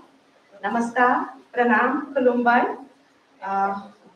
Respected Professor Devendra Chandra Borua, respected Mr. Rituraj Phukar, respected Professor Sachin Kumar Borthakur, and respected Professor, Assistant Professor of Bodleian University and from different colleges, and respected dignitaries who are here to listen to great, I suppose we are going to experience great delivery from our respected panelists and my dear student friends from Bodleian University and from other colleges who have come here to gather knowledge. Here we are going to have a very exciting session today. It's a very new theme, I suppose, sir. Maybe some years back, people were not very much interested in indigenous knowledge. But now, we have come to such a stage where indigenous knowledge is one of the hot burning topic and people are accepting again. And here today, we are going to discuss on priorities of indigenous people and indigenous knowledge system. And here in the very beginning of our inaugural session of our first Bodleian International Knowledge Festival 2023, we were very fortunate to hear from eminent educationists like Dr. Sonam Wangchuk, who said that we have to now gather ourselves and make the world know how important our indigenous system of knowledge is. And again, we heard from Professor Muhammad Yunus, and he said the same thing, breaking the path. He showed to the world that there is nothing greater than experimenting with what the nature has given us. And today, I would like to begin the session with the saying of the White House Office of Science and Technology, Policy, OSTP, and Council on Environmental Quality. And in this very meeting, it was mentioned by Cheryl Andrews Maltius, chairwoman of the Wampanoag tribe of Gay Head, Acuna, as follows, sir. I want to quote it. Had our traditional cultural practices and ceremony not been outlawed, and had our information keepers been listed to over the centuries, we probably would not find ourselves in the position we are today. With the losses and the extinction and contamination we face as our global community. This is a valuable component of being able to face not only climatic change, but the preservation and protection of our resources. Never before has humanity faced the confluence of crises we face today.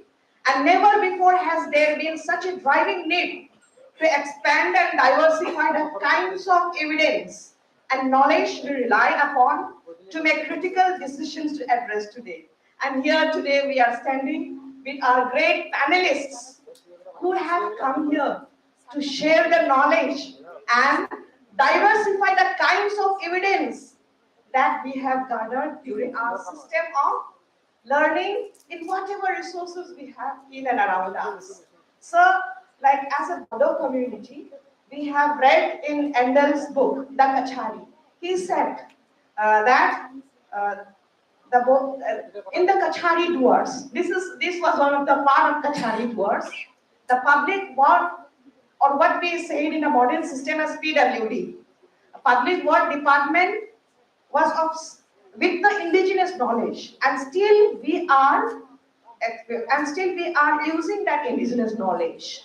And this part of the indigenous knowledge was even added in the planning policy of agriculture in the national level, like the dong system that we have, like in the Kacharis,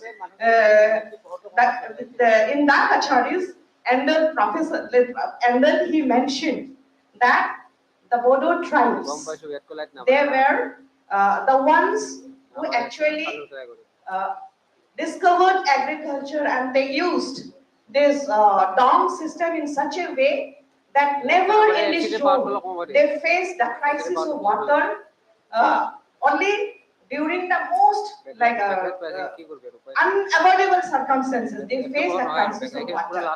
And so, how can we forget when our father of nation, Mahatma Gandhi, he came before independence in Guwahati and he requested, can I meet the tribe?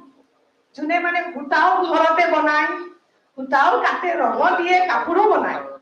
So which is, I want to see this tribe, and he was taken to Group C. And a mela was shown to him.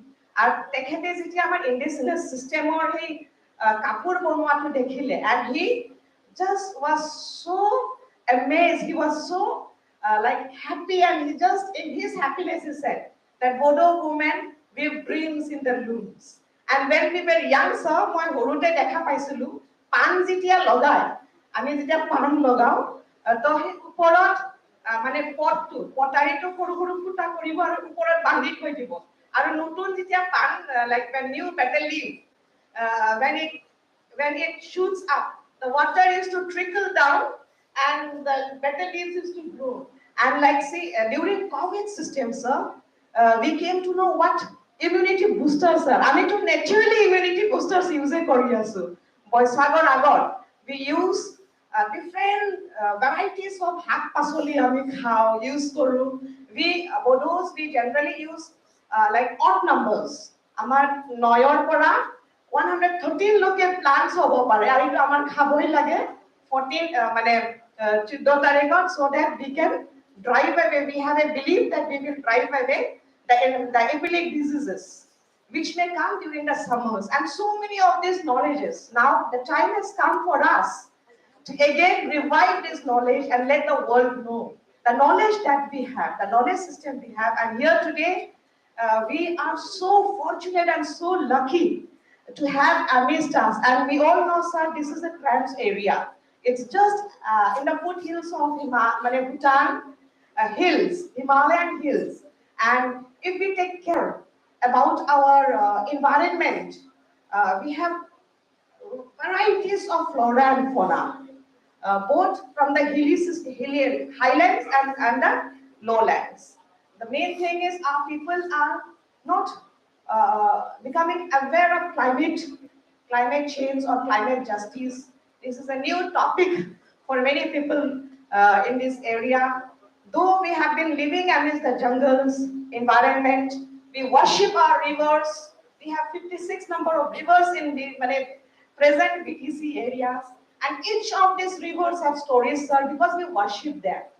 And sir, we are happy to have amidst us, and I request our students, we are very, very fortunate. You know, this is new departments are coming to revive the indigenous knowledge system that we have. And you should decide yourself today. You are tomorrow's leaders. You are future leaders. We have experts amidst us, panelists amidst us who are going to share the knowledge with you all. You should take this knowledge with you. Who knows?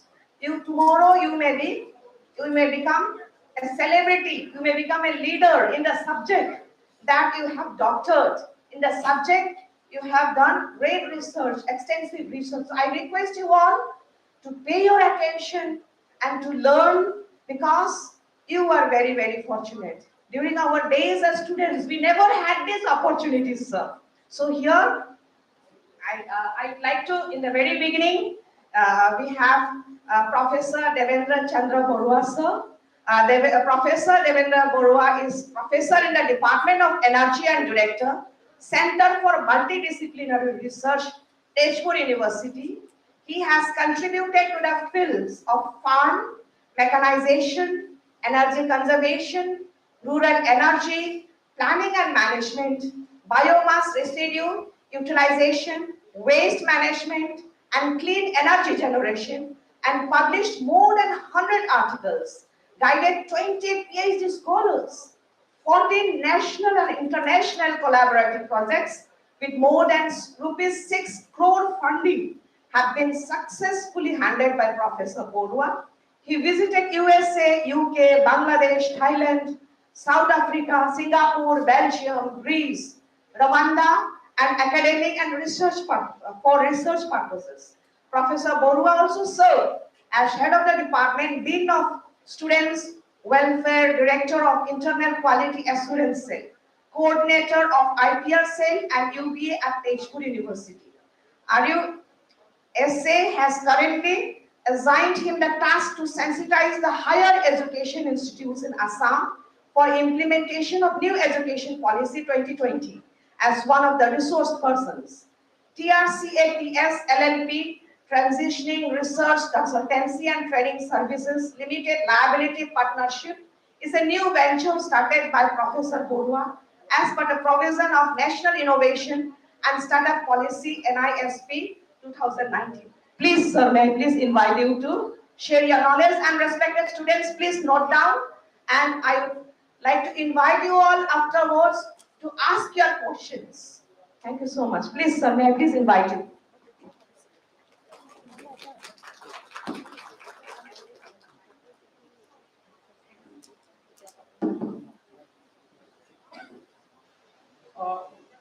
First of all, I welcome you and greetings from Tezpur University, as I am representing Tezpur University, and sincere appreciation from my core of my heart that you have invited me to this historic event of International Knowledge Festival at Borderland University. I am really very happy and feel myself proud of this. And then these co-panelists, I have all regards to all of them, and mostly I don't know how much justice I could, it will be done from my side in the topic that is given, traditional knowledge. with reference to the Sustainable Development Goal. Yes, I am a teacher, an humble teacher. Mostly I teach the subjects on energy. Though in this introduction, just say as part of biography, it is mostly a promotional part. I don't consider myself so much of analyst over here. Only thing is that I'm again happy seeing this young face that is here, sitting over here, because they are the most resourceful and richer than us, because they have more life to spend here in this beautiful earth, and then more the time you have, more the richer. And I have lesser time. I am going to be 60 another 2 years or 3 years after. So I hardly 10 years active life, maybe another 10 years in this hospital bed life. So you have 40 or 50 years with you. So it is your planet and your recharge. And all issues that is now here, our experiences maybe we should judiciously share with you so that you can make your life happier, happier, and happier. Don't think whatever you are seeing in the smartphone, whatever the beautiful pictures you are uploading in the smartphone will make your life happier. If you do not understand the issues, core issues, in 2015, UN had to formally declare to all the nations that Sustainable Development Goal. This is nothing. This is not new, much new. If you see, if we read our own tales, own stories, own literatures. For example, Dakar boson. How many of you are aware of the Dakar boson, young students? You will find many of the bosons. Before coming, I was it is a long journey. I'm coming from Westport to this place, 7 hours or 8 hours. I was, and then there was internet connectivity was better than this place, and then I had to download some of the Dakar boson. You see, in Sustainable Development Goal, there is a zero hunger, no poverty. These are the first two goals you see. And then what Duck says, you'll see in which era Duck says these things. Onnodan jana odhik dan, tat kori na sesto nahi ke an. This you'll have to feed someone with your feed meal. That is this philanthropy. There is no more better philanthropy than that. And then 2015 only the UN says that zero hunger, no poverty. Then our Duck says on that line. And then it is, if you see, if you ask your father or grandfather, you go back, and there at that time it was there. Even you find some family, I heard when my village, I'm from a village, that there was a ritual before taking the milk, the family had to go and see if someone is there, and then call him, yes, take milk with us. What is this? This was the sense prevail on here. What is this? Sympathy, empathy, sensitivity. What is most diminishing? All luxury, all beautiful things are coming in your hands, smartphone, all entire things you are in your muthime. But what is diminishing? That is diminishing. What is this? Sympathy, empathy, understanding, sensitivity. Without that, it may be difficult to live. It may be difficult to live. We have to understand that. If we understand and then add a bit salt with it, that you have beautiful your mixer, whatever you call it, sana or oh. If you do not put a good salt over here, taste will not come. Similarly, if you do not have that type of sensitivity or all these things, then life will not be good. You have to understand that thing. That salt in your life to understand whatever the knowledge you gather to degrees or so, common sense. Without common sense, nothing happens. Most of the time, we are just, making it in or we are not opening the common sense. Common sense, empathy, sympathy, if this is there, then only sustainability will come. Sustainability is not a method that I'm giving you lectures and I do not practice. I give the lectures, I find in many of the times people are giving lectures on waste management. Don't pollute the earth. Plastic should be banned. And then at the end you find the baranda letting the tea on the disposable cup made out of the plastic. What is this? You should understand. You will find that a marriage, you are going to bless a couple of your bride and groom for their future life. And then you will find after marriage you go, you see the things. How many waste is generated? That is most of the plastics. It is thrown a nearby water body. When it is going to the space, and then you understand. You cannot consume that plastics and you are throwing, you are consuming all those rasgulla and then buttermilk, your chicken, all things. All those things are going to the space and then helpless what to do. They are consuming and they are poisoning their body by that. Thereby sustainability will not be there. We have to understand that part. This is not that we need to read all the 17 goals and then get good marks by writing and giving good posts and writing lectures. No, we have to practice ourselves.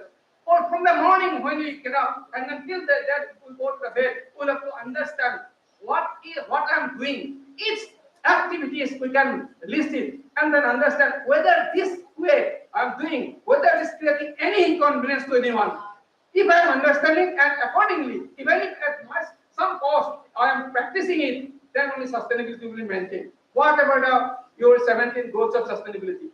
Definitely, our forefather and forefather and forefather, you can go n number of forefather and could be infinity. Then you go to those people, those creatures without any cloth and having your hair on their body, that is ancestors, and is equal to infinity. And they forwarded their generations to that we are healthy and healthy, all good people are here.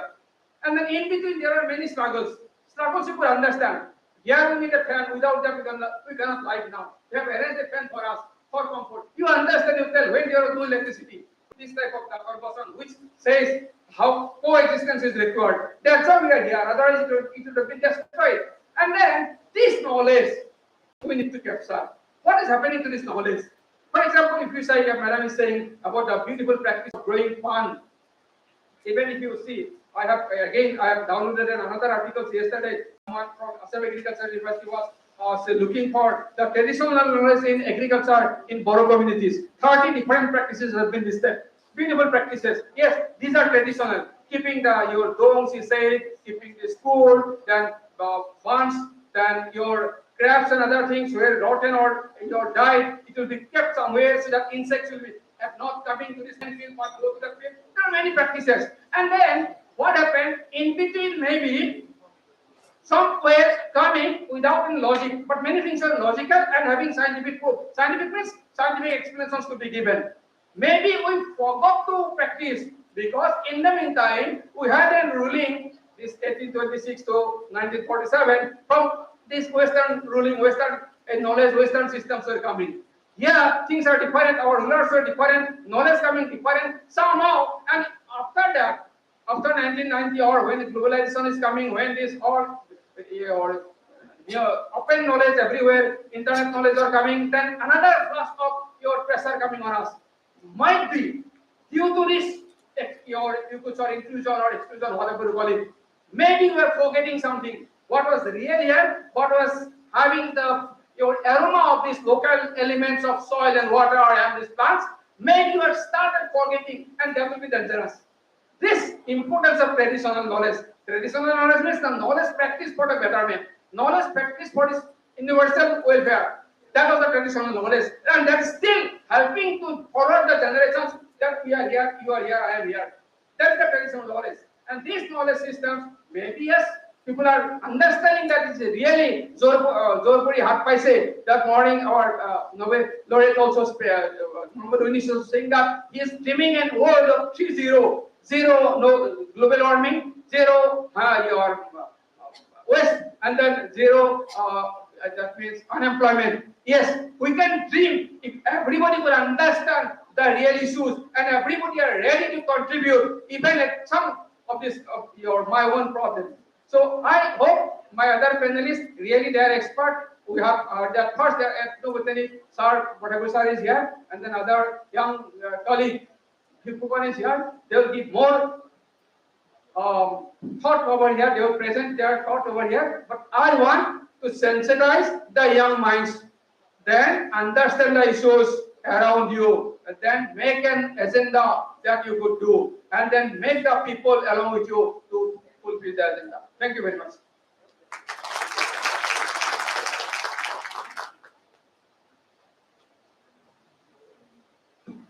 Thank you so much, sir, for sharing your wonderful knowledge on the indigenous system. Yes, today, whenever there is a new invention or discovery, what I feel is, first and foremost, we have to see its sustainability.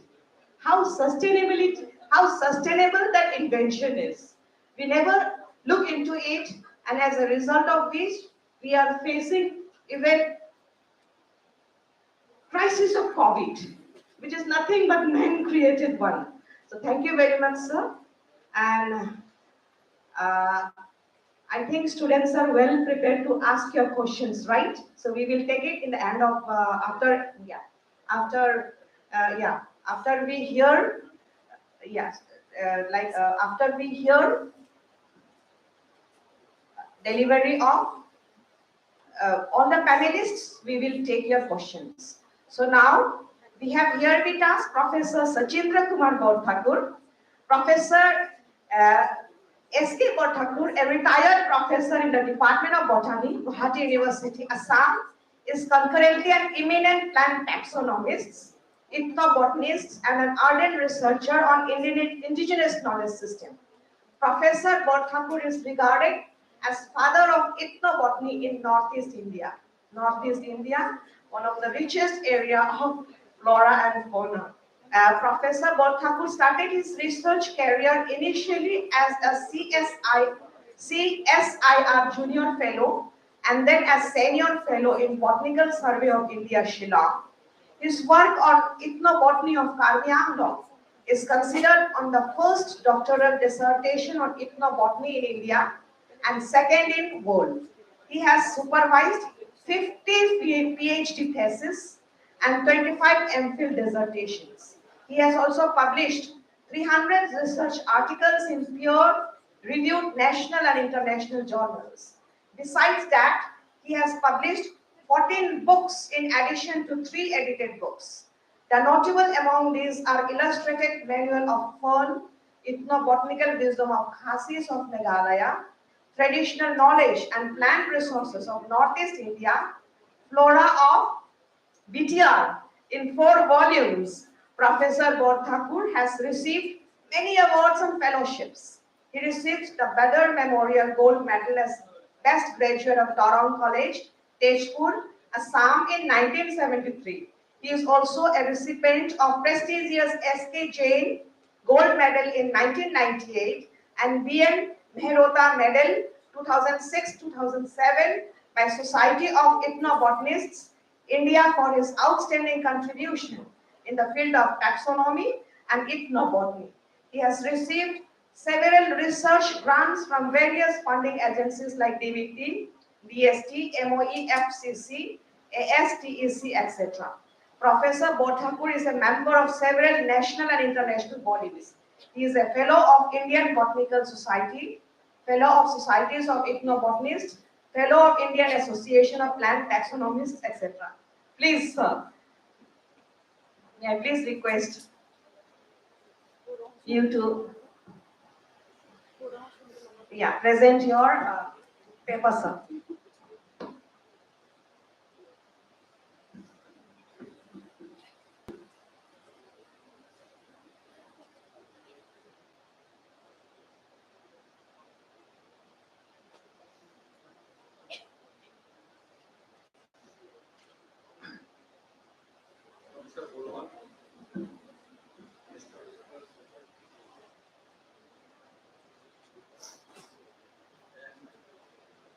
Mrs. Purnomo in the dais, and on the other side of the dais, my good friend, Professor Epidas, and academicians, my beloved students. Actually, I like to share some of the thoughts with you. Actually, the word indigenous knowledge itself known to us, or it is in practice, or it becomes a common word. Just in the last part of the last century and in the first part of this century, means 21st century. Before that, traditional knowledge system was studied, no doubt, but under different names. Just like ichnomedicine, ichnobotany, I would say meteorology, ichnoarchaeology, ichnopediatrics,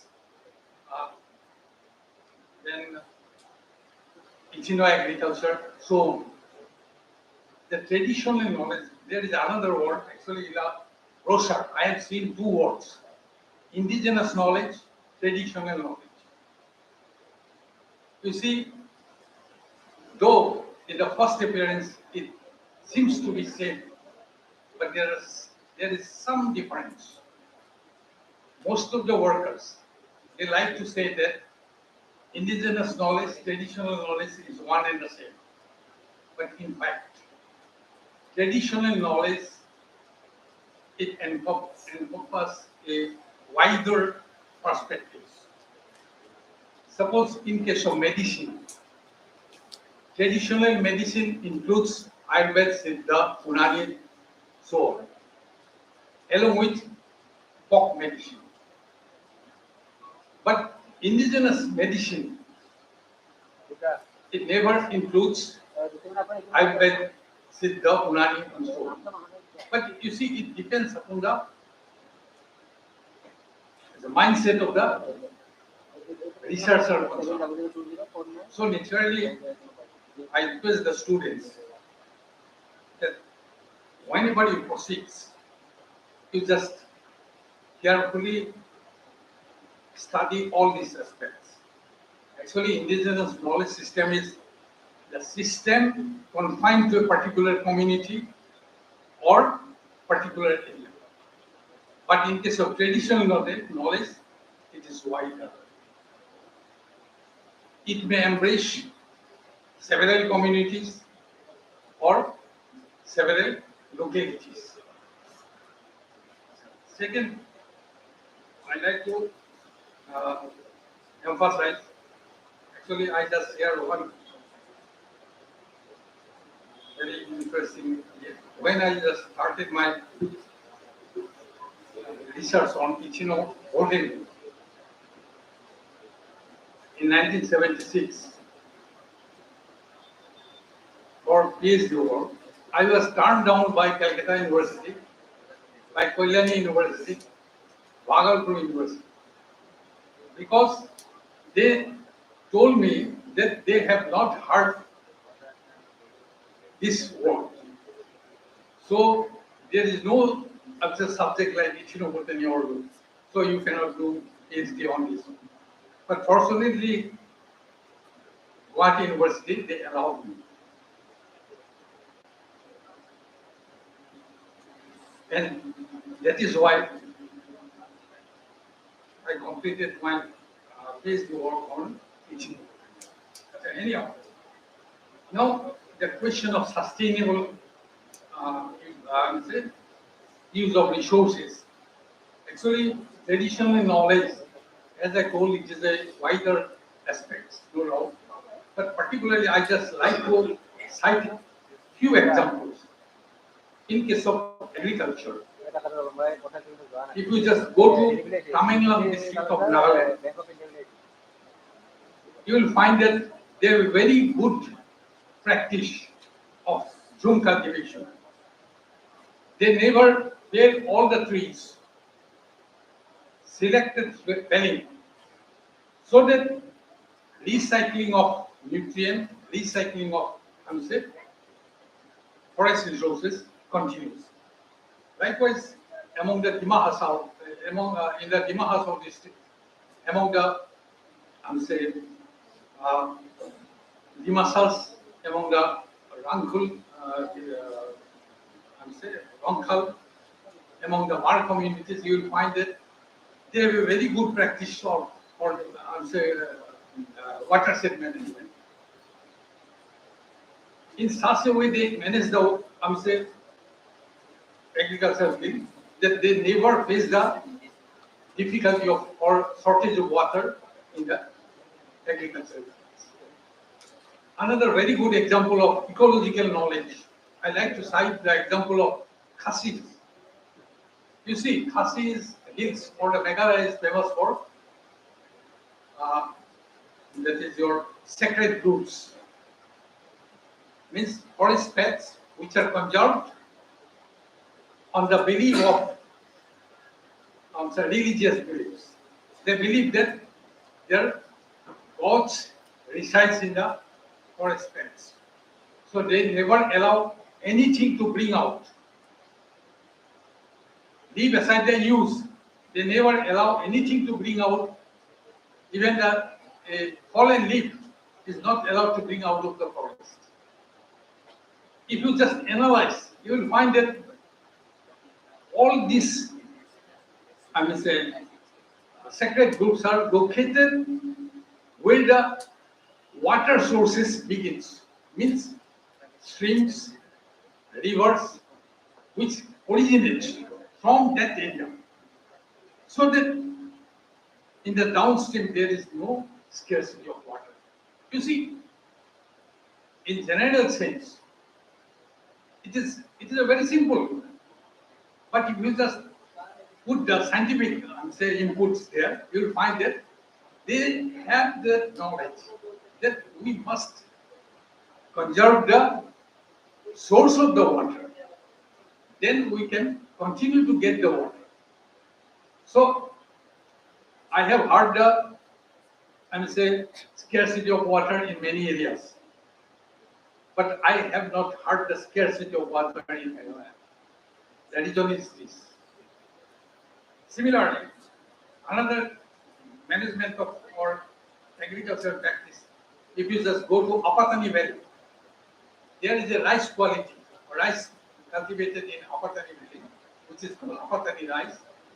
You see, it is probably the best quality of rice in the world. But most important aspect is that it never grows, that rice never grows in other areas.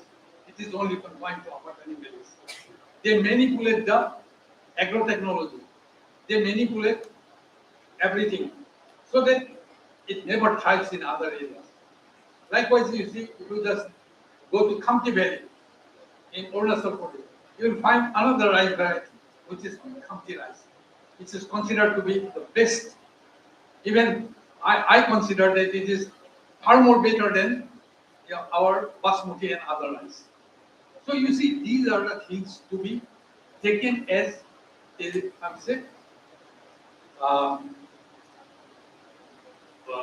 source of information. How they manage it. You see, there is another plant is there belonging to Solanum group, means brinjal group. Probably among the Bodos also they are very much accustomed with that. Yeah? It looks like brinjal or juice looks like tomato, but it is bitter, slightly bitter. I have seen in most of the tribal areas it is sold in the market. They use it. But you see, from botanical point of view, if you just see, I think there are some botany students are here.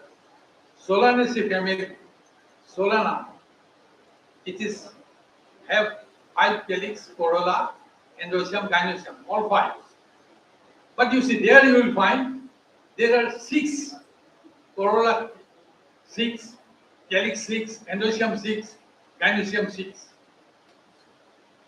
And if I just show the plants, it looks like datura. If I show the plants fruit, it looks like tomato. But subsequently, when we just analyze, we find that it is an intergenetic hybrid. Intergenetic means the hybridization process is also known to the local people or indigenous people. And if you just go to the rice varieties, you see, probably you have heard about Dr. Swaminathan, who is considered as the, father of,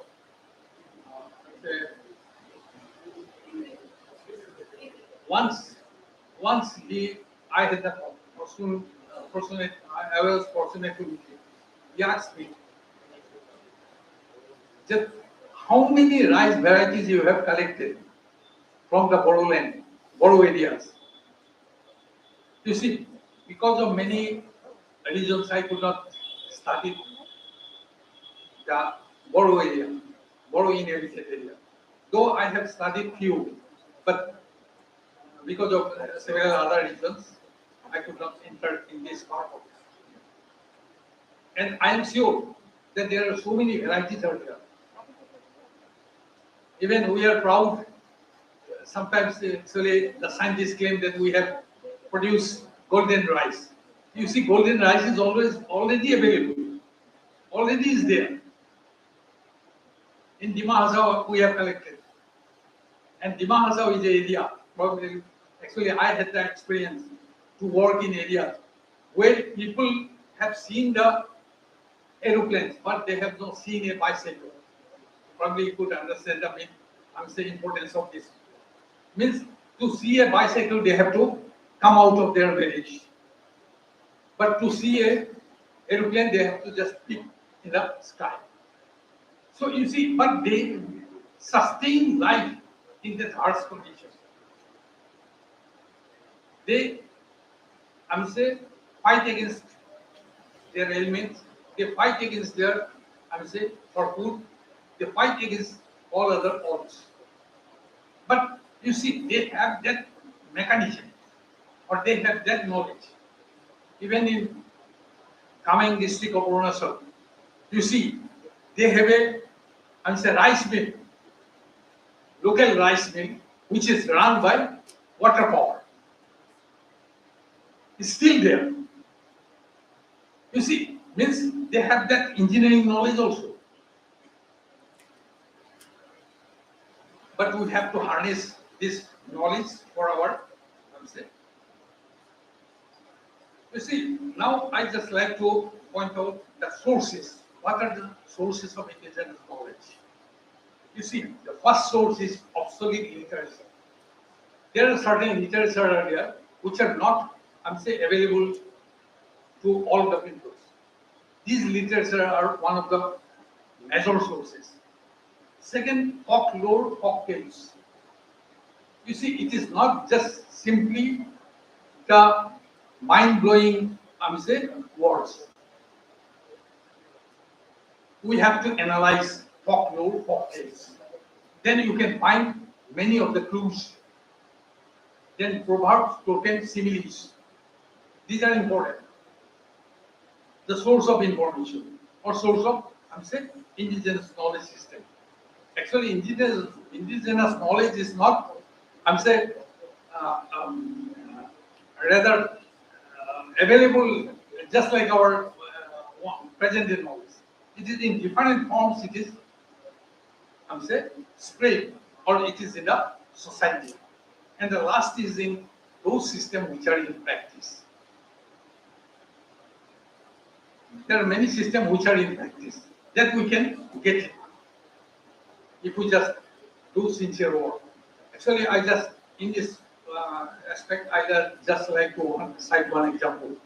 I have collected the information in 1976 that there is a plant called Russia molish, the seeds of which looks like a capsule. And in the Karbi Anglong, this plant is found in Karbi Anglong. It is, and Karbi Anglong is highly infested with malaria. You see, at that time, they never used chemoquine, livaquine, or any quine. But you see, they prescribed one seed in the morning and one seed in the evening. And like in this way, they manage the malaria. But subsequently, in 2005, from that cruise, a malarial drug is patented. It is acknowledged, no doubt. But you see, I collected the information in 1976. After more than 30 years, or sorry, 20 years, it is patented. Means that information, it is used. So you see, immediately that may not be used, but you see in future, that comes. Then you see, now another very interesting aspect I like to say could be for you. Just like the modern, or just like the other knowledge system, the indigenous knowledge system is also dynamic. It is not a static one. It is always dynamic. Dynamism may be due to two factors, maybe external factors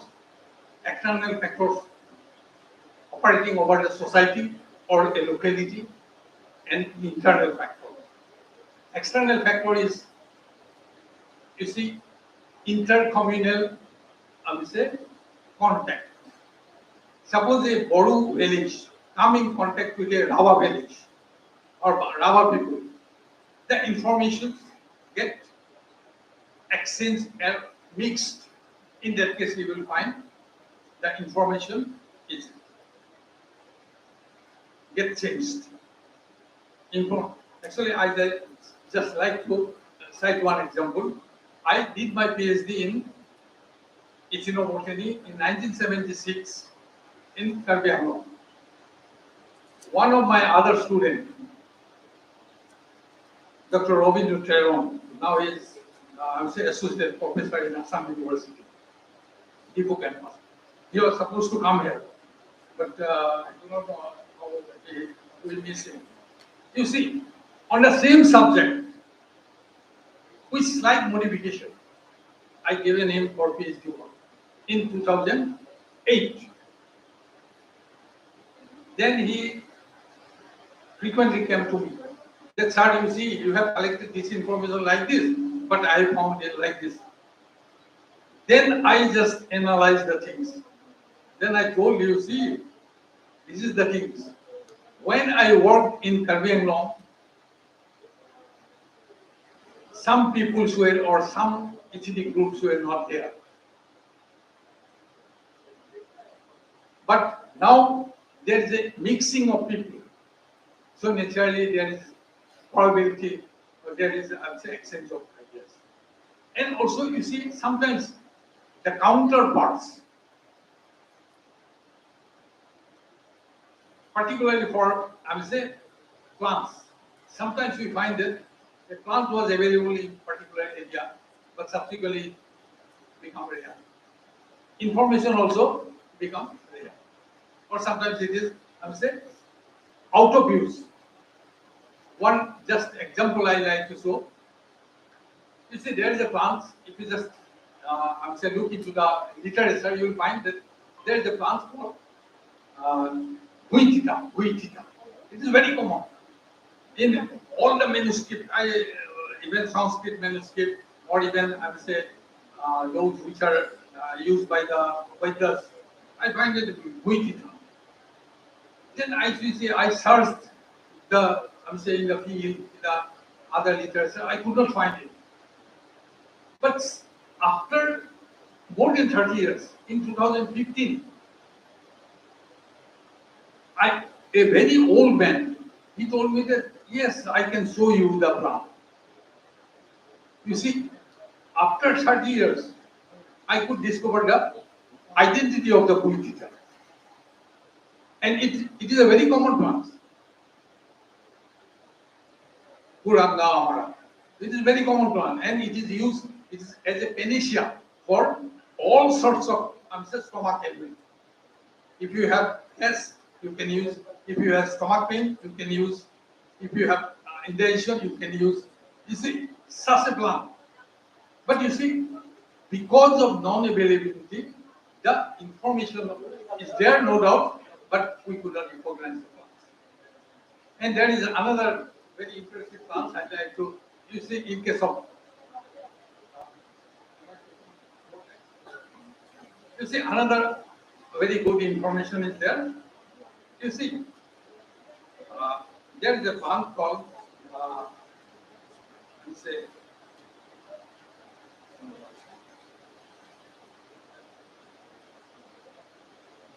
I could not remember the name of the plant. Actually, that plant, it is just a ginger light. You see, in the, say, after before 50 years, then there is an event in all the village, in the marriage ceremony, in all over Assam, not among the Assamese people, even among the tribal people also, that plant is, I'm saying, crushed. Crushed before the event of the marriage. The reason is that, very simple. You see, it emits aroma, which is a disinfectant, act as a disinfectant.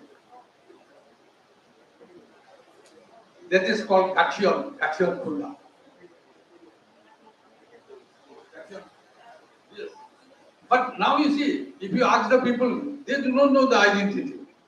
The practice is, I'm saying, removed from the. Nowadays, if you just go to the marriage ceremony, even in the village, that function is not there. And if you ask them, cation kulla kot, then they will ask, what is cation? You see, this is the situation.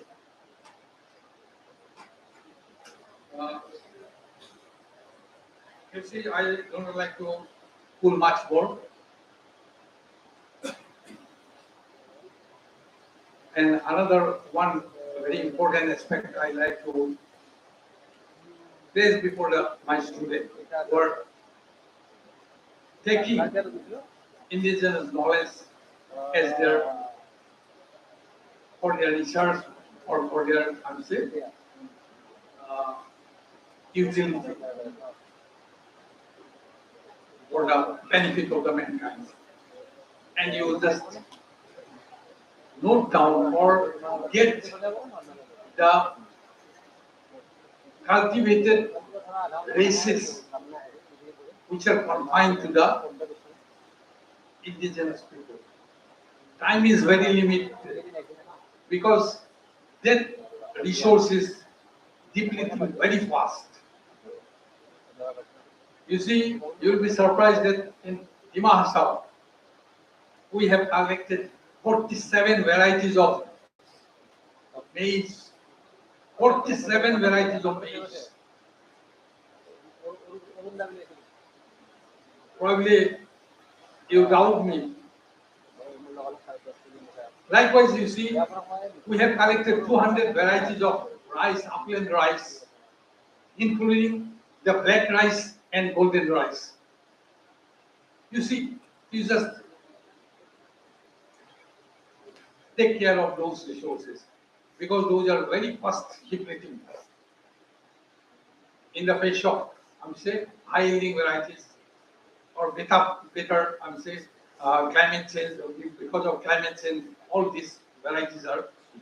Even you see, the madam talk about the, I'm saying, pickle pan. You see, in Northeast India, there are 7 varieties of pickle pan. Moran pan, Gado pan, like this, there are so many. Then ginger, there are several varieties of ginger. You see, these are to be studied,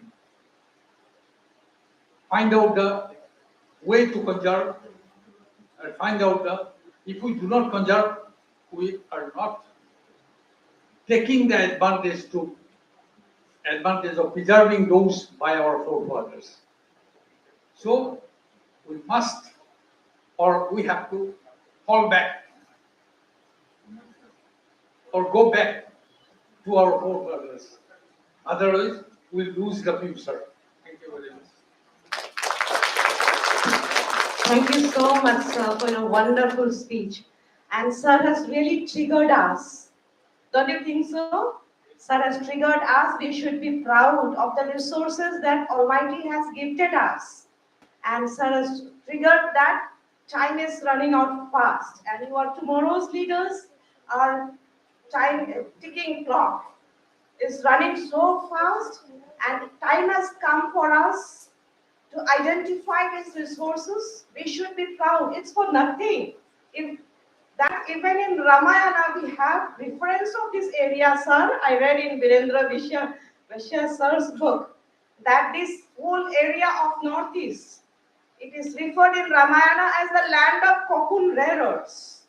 And how many of you, how many of my young friends know how cocoon is reared? What are their food plans? So, and like, sir, like what we have seen from our childhood, now our modern children, they are of Gen generation, they haven't seen many of the things that we have seen, sir. We have seen so many of like preservatives that our parents, grandparents used to use. And mostly they were from the plants, plant juice, and we have seen the way and method of preservation. Even in the indigenous system of our faith, Batho, where we worship Panchatatya, it's all the, like say, abiotic factor without which like living beings cannot sustain. And what I used to think, sir, like during my college days, when I asked like my elder generation why they have to use only one bamboo stick for making a batho. The surrounding of the altar of the batho, only one bamboo stick is required. And that time I did not think much. But now, um, as a, a growing person, as a mature person, as a senior person, I feel like it is also one of the system of preservation of not using much bamboo and using with the limited resources. And we also have sacred group like Sikna Jhat. But somehow our young generation, they are not even interested to learn the flora and fauna of those areas. And I think time has come and Sir has really triggered us that we should really run fast and work so that we can bring sustainable change and bring sustainable development also and engage more of our people with the rich resources that Almighty has gifted us. And now, thank you so much, sir. Then I would like to invite Mr. Rituraj Phukan. Rituraj Phukan is an environmental writer, the ex-speaker, adventure and naturalist based out of Assam. He is the founder of the Indigenous Peoples Climate Justice Forum. I would like to join sir if this program is here with you. And also serves as National Coordinator for Biodiversity for the Climate Reality Project in India. He is a member of the International Union for Conservation of Nature and sits on the board of civil society groups in the Americas, Europe and Australia. Rituraj has personally experienced the impacts of climate change in the polar frontiers of the Arctic and Antarctic, in the Himalayas and across India. Having worked extensively at the grassroots, he says, water is the local issue of global climate change for people and for biodiversity. Rituraj was personally trained as a climate leader of Nobel laureate Al Gore and was featured in the former US Vice President's 2017 book, An Inconvenient Sequel, Truth of the Power. He authored the chapter, Biodiversity in a Warming World, in the Amazon #1 bestseller, Climate Abundant, a book launched in the USA on Earth Day 2019. Rituraj has been an accredited observer of the UN climate conferences, COP26 and COP27, and also serves as an European Climate Pact Ambassador. He was recently honored with the Sanctuary Wildlife Service Award for 2022, adding to many awards and accolades. Please, sir. Sir, we would also like to share, we live in the Bhabar Trek area, and like just in the foothills of Himalayas, we have especially, though like we have number of rivers, we have so many villages where women don't have potable water. They have to walk miles, and we need your expertise to help us in solving these issues. Thank you so much. Thank you so much, ma'am. Distinguished panelists, ladies and gentlemen, first of all, thank you for this privilege of addressing the first ever International Knowledge Festival. As far as I know, this is one of a kind in Assam as well as the Northeast, and it's very few times that I really get to speak to largely indigenous people, I guess, who identify as indigenous people, about indigenous systems and issues. I have learned so much from Dr. Guru and Dr. Bhattakur, our previous speakers. There was so much of indigenous wealth, so much knowledge that we have, unfortunately, not much of it is known beyond our borders, beyond Assam. Uh, I was at these event conferences, and representatives of indigenous people who, like us, are at the front lines of the climate crisis, are at the front lines of the loss of biodiversity, which affects lives and livelihoods and cultures, who have the least resources to do anything about it. And by all studies and research, the most important, because indigenous people still control 80% of the remaining natural places on Earth. Yet, despite having 705 or more of people identified as indigenous in our country, which is the highest number outside of the African continent for a country, we still do not have the representatives in this global discussions. So the people who are actually deciding our future or our future responses do not have representation from one of the largest indigenous inhabited countries. Forget about Northeast India, where we have over 100 people who would identify as indigenous. The United Nations has several constituencies, and the indigenous constituencies largely called IPLC, that is indigenous people and local communities. And by that definition, we are perhaps one of the richest in terms of biodiversity, in terms of knowledge systems, in terms of responses to the three global crises: air pollution, climate crisis, and biodiversity loss. And the responses that we are now seeing, we have the SDG report on one side, which tends to make it a more equal world. We talk about the sustainable development goals. If you look at the Sustainable Development Report 2022, our country is ranked quite low. And the only two areas where we have actually done well and where we are likely to achieve our targets are goal number 12 and 13. And 13 is climate action, and 12 is responsible consumption. So that means the people are doing right. The young people who are at the forefront of the environmental movement, who are fighting for climate action, who are opposing the move to introduce things like palm oil cultivation or large dams, people who are leading the new environmental movement, whether it is Greta Thunberg in on a global scale, or Ridhima Pandey in India. She's the 9-year-old who first filed a case against the government of India some years back for climate inaction, even before Greta Thunberg was identified. She came on the world stage. So all the young people are doing the right things, but we have kind of failed in some areas, which is why the sustainable development goals are still lacking. The second convergence is on the Paris Agreement and the subsequent the Glasgow Declaration and the Sharm el-Sheikh declarations, which add to the goals of the Paris targets.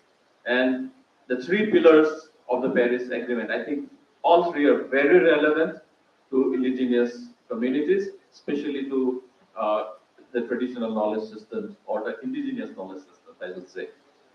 The three pillars, of course, are mitigation, adaptation, and loss and damage. Now, the problem is that everybody is talking about it, but there are no funds. All of you know that last year at Sharm el-Sheikh, we had COP27, and then we had the loss and damage finance facility, which is basically a fund that will be given to communities at the front lines of the climate crisis, people whose homes, whose lives and livelihoods are destroyed by, say, floods or landslides or erosion and due to conflicts. But at this moment, it's basically an empty bucket. The fund is declared, but nobody has put in any money into it. But it is important that all of us are aware at this moment that there is going to be a fund available in the near future, and that is where the issue of indigenous climate justice takes place. We may have been lost behind in the conversation, but to ensure that we have a future that is community-led, that is led by the grassroots indigenous people who inhabit the land, then it is important that we raise all these issues on the global forum. It's not necessary to go and travel to these conferences, but you can always, in this age of hashtags and connected world, everything is possible even from here. You got to make yourself heard. The third, of course, is the adaptation, and there are money. There are more and more promises being made every year. The adaptation funds do not reach the intended recipients, and one of the greatest challenges for global negotiators is to make sure that these funds actually reach the indigenous communities at the front lines. And once these funds are available, it should be used to build up the capacity of these indigenous knowledge systems, to revive the lost systems if there has been intergenerational gaps, if there has been lack of exchanges, if there has been loss of biodiversity which has compromised the health, then all this money has to be put in efforts to ensure these are revived and the resilience is built up. Yeah, as you rightly said, water is one area where we have example, and I think it's again, water is a local issue of global climate change for people and for biodiversity, and because it's a local issue, the responses has to be local as well. Somebody sitting in the UN cannot decide how we are going to conserve water, or how the traditional systems can be revived with certain particular systems of water which they think is right. Water is essential for food security, for health and immunity as well, and it is important that we learn from the best we have here. The whole world is now talking about what Jada Payang has achieved, right? The forest man of India. He planted this forest and he has shown us the power of one. But more than that, he has also shown us that rewilding, we started observing the World Rewilding Day 2 years back. This will be the third year on March 20, we say it's the World Rewilding Day. But we do not need to look anywhere else. It is in our lands, when you leave an area for June cultivation, you see the animals coming back after a short while, you see the biodiversity recovering. That is rewilding. You see Jada Payang planting a forest in the middle of an empty sandbar, and then you see now it's inhabited by tigers and elephants and rhinos and vultures, and that is rewilding. So we have the inspiration right amongst us. All we need to is to learn from them. I'm glad he's going to be here tomorrow, speaking on the same dais, and I'm sure he'll add up to the conversation. Now, speaking of Mr. Payang, I just told this anecdote in my other session earlier today. During COVID-19, one day I got a call from Mr. Payang and his family saying that they're very reluctant to take the COVID vaccine because nobody in his family had ever been vaccinated. Nobody in his entire village had ever been vaccinated. So what would be the side effect or any negative impact of taking such a vaccine? So we had to approach the district administration, then they called the medical board, and then they had an online consultation globally with the manufacturers, and after about 1.5 or 2 months, they were finally given the go-ahead to take the medicine. Nothing happened to him or his family or the villagers except for those mild symptoms. But what got me thinking was, where did they get their immunity from? If they never had a vaccine in their life, where did they get their health and well-being? I have never seen Jada Payang been sick. It's been 15 years or so I've known him. So what is the secret of his immunity? It must be the food that he eats. It must be the food that we all eat, right? The indigenous food. Our food systems, our knowledge systems are always right. So what are the answers to the global crisis? I'm very much pretty sure, and the IPBES, that's the Intergovernmental Panel on Ecosystem Animal Services, the IPCC, the Intergovernmental Panel on Climate Change, and the CBD, the Convention on Biological Diversity, all have agreed that we have to go back to our indigenous knowledge systems, and that is where the answer to the global crises are. I'm going to end, but before that, I quickly want to say that besides Bolivia, the country in South America, which officially recognizes the numerous indigenous groups that comprise the nation, no other nation in the world has treated its diverse cultures with full respect. There remains a tendency to deal with indigenous groups as an afterthought in a perfunctory way. With this mindset, overlooks is the possibility that the solutions to avoid global catastrophe are more likely to be found among indigenous groups than anywhere else.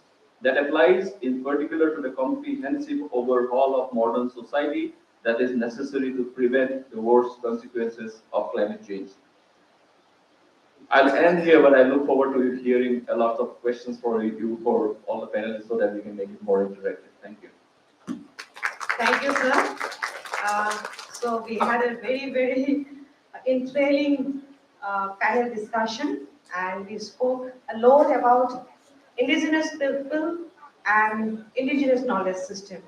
And now I would like to request, and I would like to invite those who have, I would like to invite our participants from the house to please ask your questions and get your informations, more informations of what you want to know.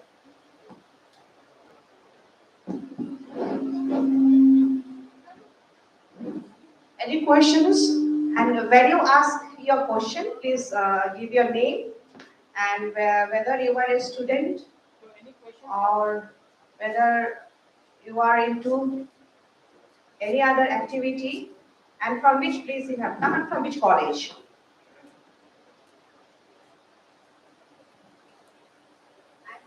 Please let us also know from which panelist you want to get your answer. The question is to which of our honorable panelists. Okay.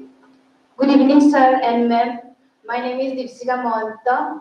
I am from Botany Department of the Indies Borolan University. My question is for S.K. Portaku, sir.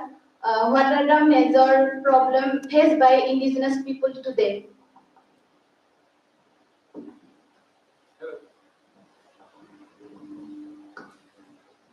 The major problem is acculturation. Acculturation, I mean to say, you see, most of the societies or the most of the, I would say, young generation are least concerned about the, or least interested about the knowledge systems, traditional knowledge system.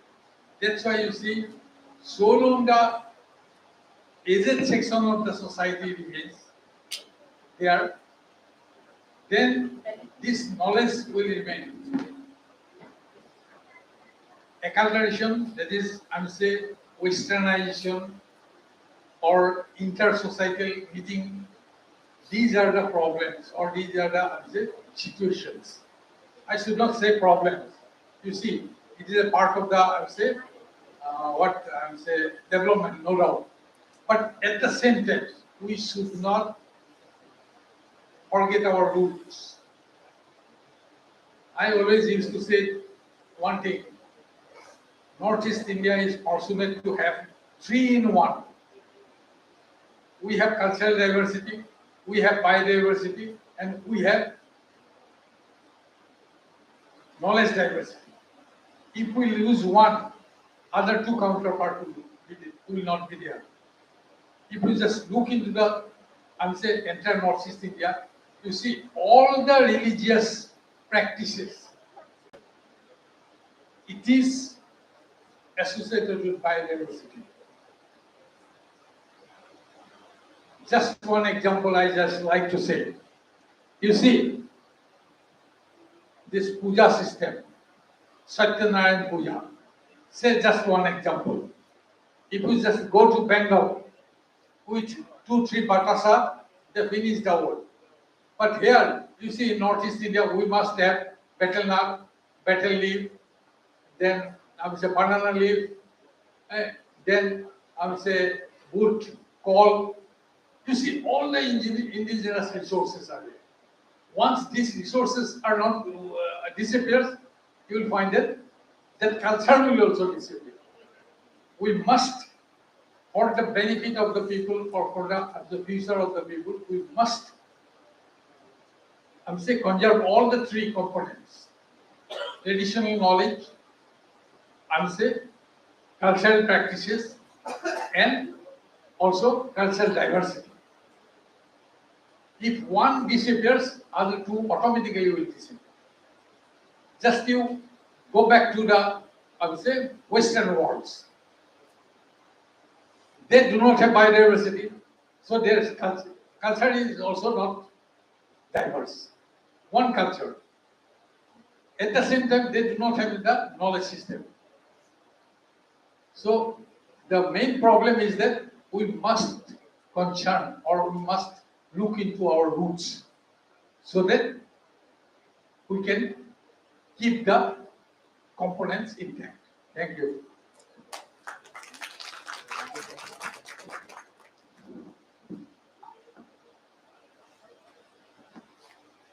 Next question.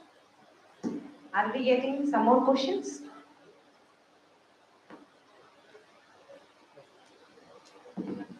Hello, my question is to Ridula sir.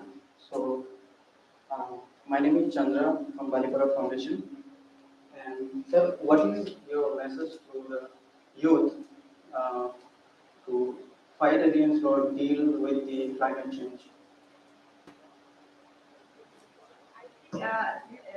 Climate change. Yeah, sound system is like because of the echo. So, sir, my question is, what is your message to the youth? So, how to deal with or fight against the climate change? My first question.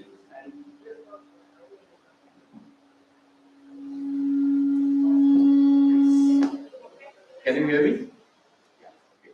So that's a great question. I think the entire world has been asking, and it took 21 round of negotiations spread over 21 years to reach the Paris Agreement in 2015, right? And then to make it functional, it required another 3-4 years, and it did become functional after COP26 in Glasgow, where the urgency of reducing emissions became evident. Now, the youth, the best thing that the youth has done in these years is to mobilize people, to mobilize opinion, to make informed choices is so important. Like our Prime Minister has launched the mission Life, Living for Environment, which focuses on individual action. If billions of people individually and collectively start to act towards reducing their emissions, personally as well as in their households and in the community, then it all really adds up. I mean, that is all we all can together do, right? Because it does take action on the policy level, at the industrial level, to cut down on emissions, and that is really a part of the negotiation process, and that's happening outside of mine and your purview. I guess all we can do is follow mission life and try to live a life which is based on informed choices so that we reduce our personal emissions. Thank you, sir. My second question is to Sachin S.K. Bhattacharya, sir. So, how to manage the wild bioresources in a sustainable way? Because we know that due to deforestation, reckless harvesting of wild bioresources from the forest is not a sustainable option. The way the trading and the extraction of these wild bioresources from the forest is now in increasing. So, what is the sustainable way to conserve or to restore or revive these wild bioresources from the forest? Thank you.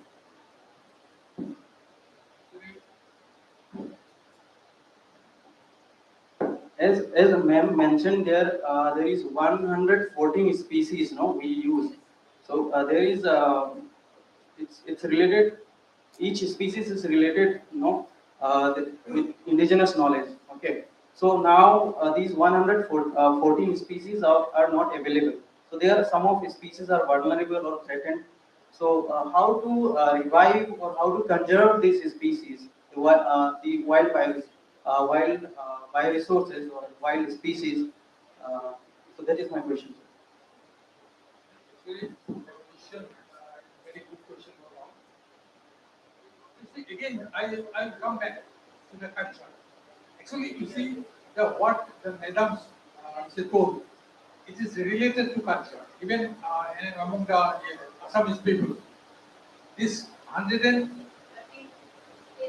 species are used as a vegetable combined form during Bihu. Actually, you see, we must be concerned with our culture. We must be attached with the culture. Then we can conserve. You see, the Tulsi plant, it is attached to the culture. So that's why you see automatically it get control. Just like in case of Pathobuddha.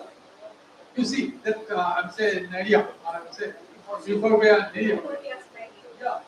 You see, that is I do not think that any Bodo people used to cut or cut the plant. Why? Because there is a I'm saying so cultural connection. So naturally we must be very concerned about our culture. I told you that you see, if we can conserve the culture, automatically the biodiversity will get better. And traditional knowledge will remain as what our forefathers used to. So the main thing is that we must concern with what I am today. It's because of my forefathers. So we must get the roots, maintain the roots, and trust with the roots. Okay? Are you satisfied? Yes, sir. Yeah. Thank you.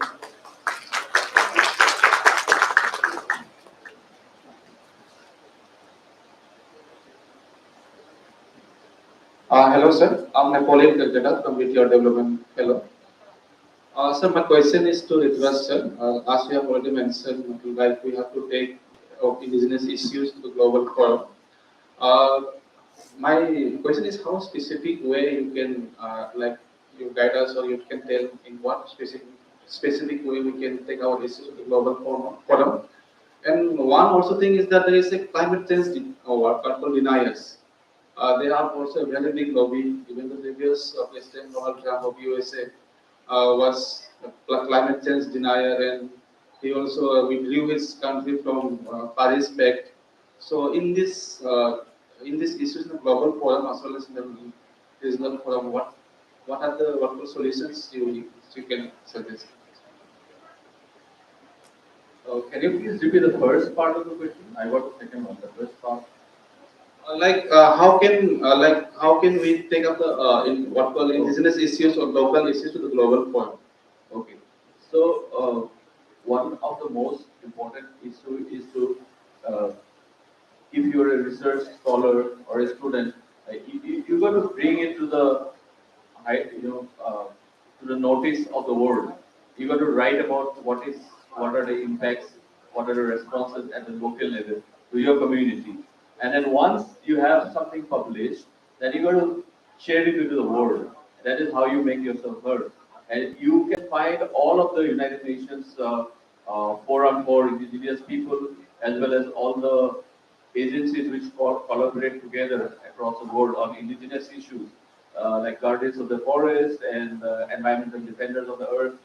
They are all very interested to know about how different indigenous communities around the world are being impacted and what are their natural resiliences, how they can be supplemented, what are their responses, where the finance is to go. All that is been is part of the global stock take that's happening.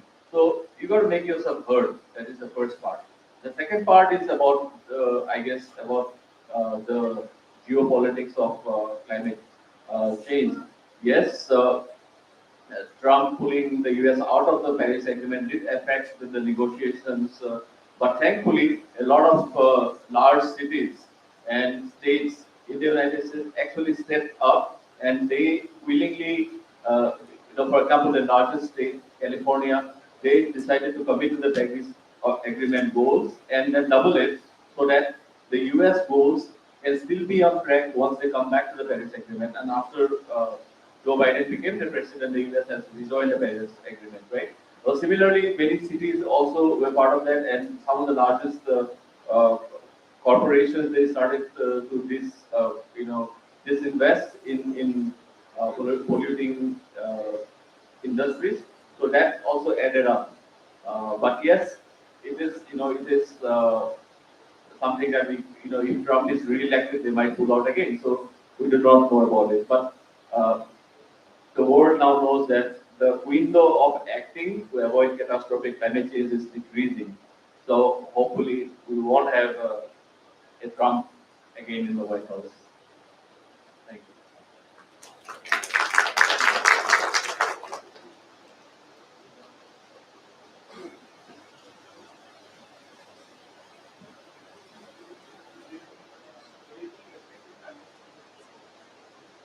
Good evening, respected panelists and dear participants. Sir, I have a question from SK Bhattapur, sir.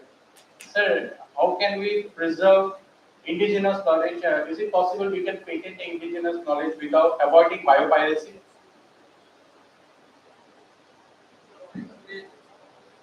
Patent is not possible. Yes, sir, that's. Now But we see, actually, NISCOM, yes, they have digital libraries. yes. If you just communicate with them, they will say conserve the knowledge or preserve the knowledge, giving you a number. Okay, that is not patented, but you will get a unique identity for So that. that in future, suppose If somebody. somebody knows, suppose in USA they patented on something, Okay, yes. then that can be patented. Okay. Or even in India also. Suppose my knowledge is without my consent, somebody is patented. Yes. That is But by seeking consent, we can do, sir. Yes. You told somebody has acknowledged that thing. Yes, We can. that is the Russia policy. Yeah, yes. You see, they got say consent from. Okay, So yes, why not? say if somebody is traditionally practicing something, we take a consent to these, do the scientific validation. Yeah, fire consent is my master. Oh, that is that we can do, sir, right? Yes. Before getting the knowledge from the local people, Yeah. you must get their consent. Yeah, that's what, sir. We can obtain a consent from the people, do scientific validate that thing, and we can go for patent. And you see, I just have one example. Actually, there is a example in Kerala. I have contacted. You see, the people living around, it is actually in the hill forest. Yes. Well, these honey people. But Indian, non-resident Indian in America, third is that your usefulness. Useful it is there, but novelty, we are very sorry that we are actually to be blamed for that. We have such documented in Armenic was used, and those your people all have to earn it to this court because it was I think last time only they were given some time and the deadline, and then finally we won the battle. After that, very concerned, all documented down. Most of the that type of knowledge that we have down. It is a very high time because of global, many of our medical knowledge about the medicinal properties of the many herbs has already gone. I know I have personal experience of your Japanese people coming over here in the name of tourism or so, and then collected those information gone. And who do not understand our importance. We are at least bothered about us. We should be careful of that because with that level of globalization, with the level of transparency, everything is known as known, and with the level of competency business, and if we do not enter here, we will remain only to the paper publications and then other ornamental things, and do not go to that. I think we'll lose the business. We'll have to change our mindset. Today I interacted with some of your colleagues, having beautiful posters. I said that, are you going to do this as a business? He said that, no, I will publish paper, I'll get a PhD and I'll ask for a job. Today, our Nobel laureate saying that we need a world where there will be no unemployment. There is no unemployment that you will be there if you do not seek job. If you think that whatever the knowledge you are doing, you are going to do business out of that. If that challenge you take, who is the teachers? We are already poor teachers. Teachers cannot do any industry or so. But we are the poor, but we have 2 lectures. You don't consider lectures, you see that no, we are not going to the teacher part, we are going to the entrepreneur part. You know the banana that we today we are shot is your the beautiful plate, your recyclable plate out of this brittle nut. So this is business coming, and that some community will be benefited from here. You understand? It is not coming from this petroleum industry. It's your thermocol plate also. Similarly, banana, beautiful plant. From ages old, we are using. This is the usage. If you want to do some research on this usage of banana also, our uses, you could get many things. Very fast growing. The God has given this photosynthetic power of banana to increase the biomass at a faster rate. Sorry, will tell, I will not tell much about it.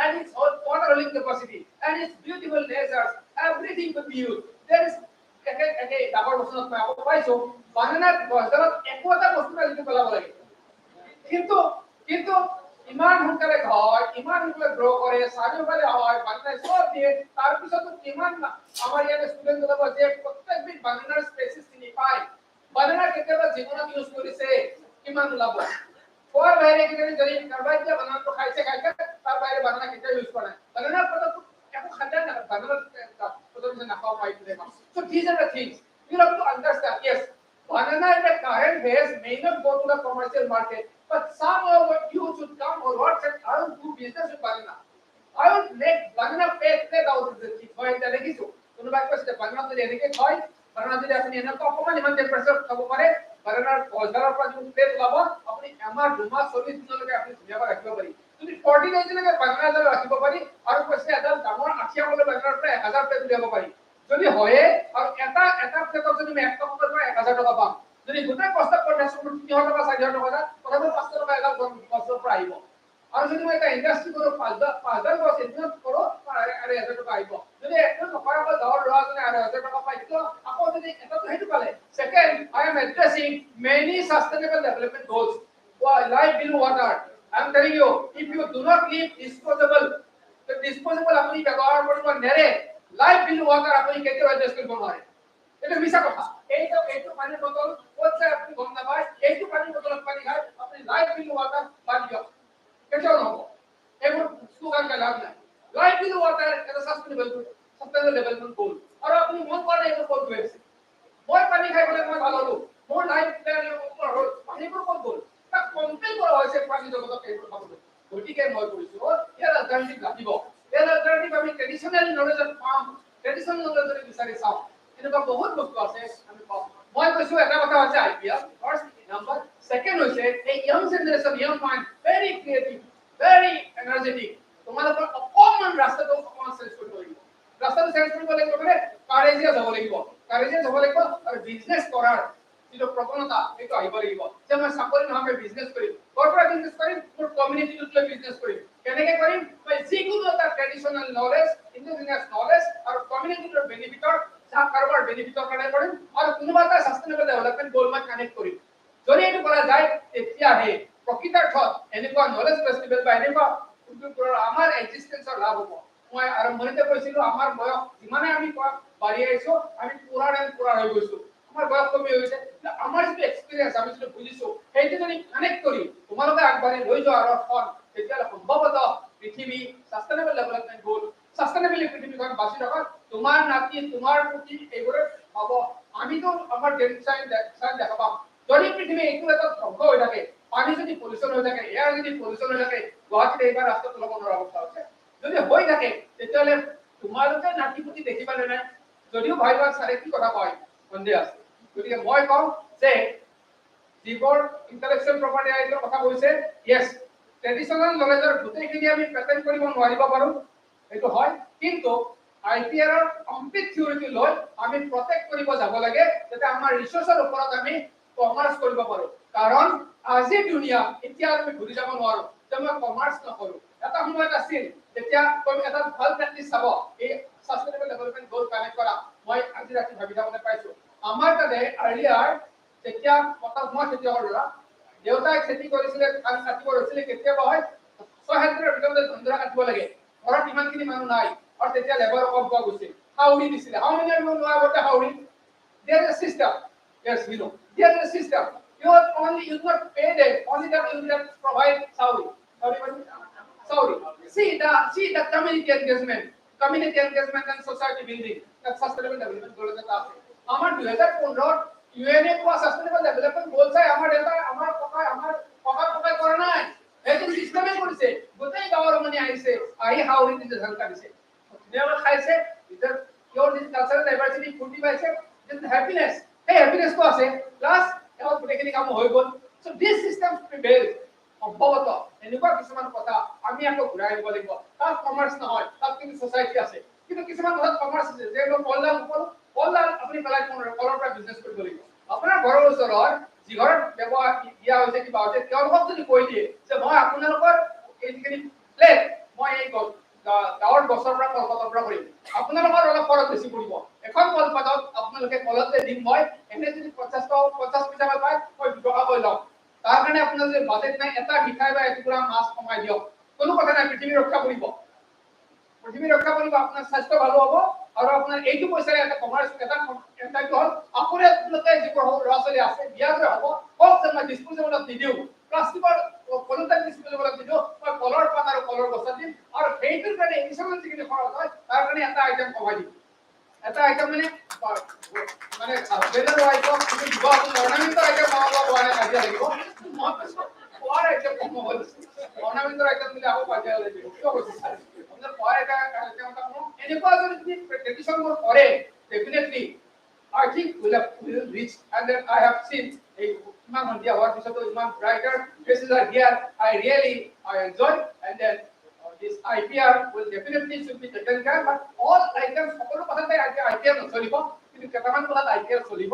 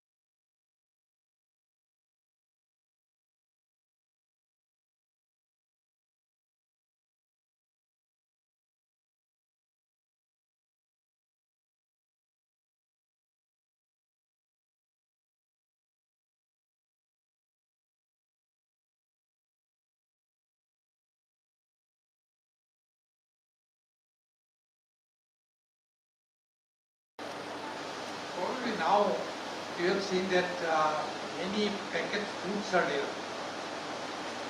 এটা তোমালোকে দেখিছে নাই জানো যে মিঠি শাক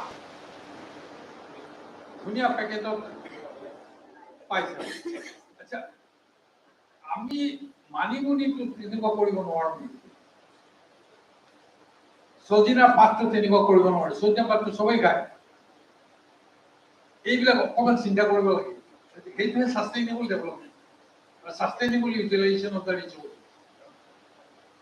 এতিয়া একেটা যেনেকৈ কৈছে কলৰ ক্ষেত্ৰত বহুত এতিয়া সাউথত যিটো ইণ্ডাষ্ট্ৰি পাতটোতো এতিয়া সাউথত চেন্নাইত গ'লেতো সিহঁতেতো প্লেট ইউজেই নকৰে কলৰ পাত আচ্ছা আমাৰ ইয়াত সেইটো যদি চালু কৰি দিয়া যায় আৰাম চলিব আচ্ছা আমি খাৰ খাওঁৱেই আচ্ছা এতিয়া হৈছে কি খাৰ আমি উপায় নাপায় চৌদা খাওঁ সেইটো মাৰ্কেট কৰিব নোৱাৰিম এনেকুৱা কিছুমান বস্তু অলপ চিন্তা কৰিব বিচাৰিছোঁ মানে একেদিনাই ধনী হোৱা নহয় slowly by 1 or 2 rupees you will become millionaire. Yes, sir. Any more question from our students?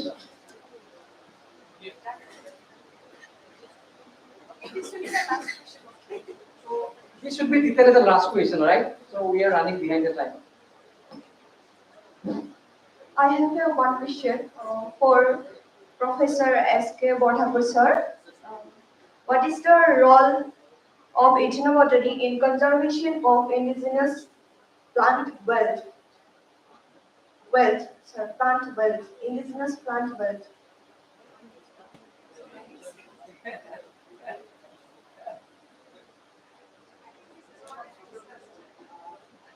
Can you please repeat that question?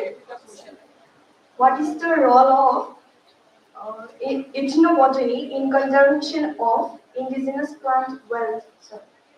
What is the role of Botany in conservation in conservation of plant wealth?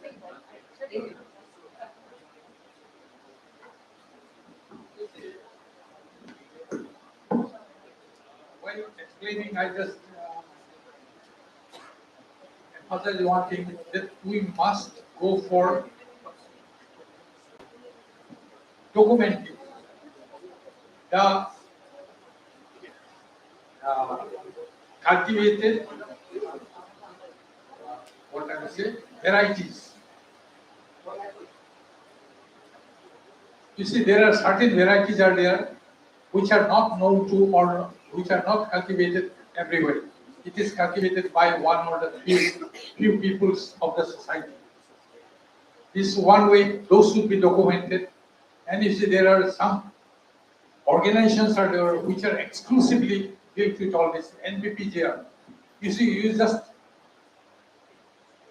document it, submit to them, they will preserve, cryopreservation. They will preserve for next 100 years. We may not get the benefit immediately, but our third generation or fourth generation, people will get the benefit. You see, just I cite one example, probably Dr. Sanjeev Barua, he remember one lady from UK, Cambridge University. Lady means one young girl. She came to Kaziranga.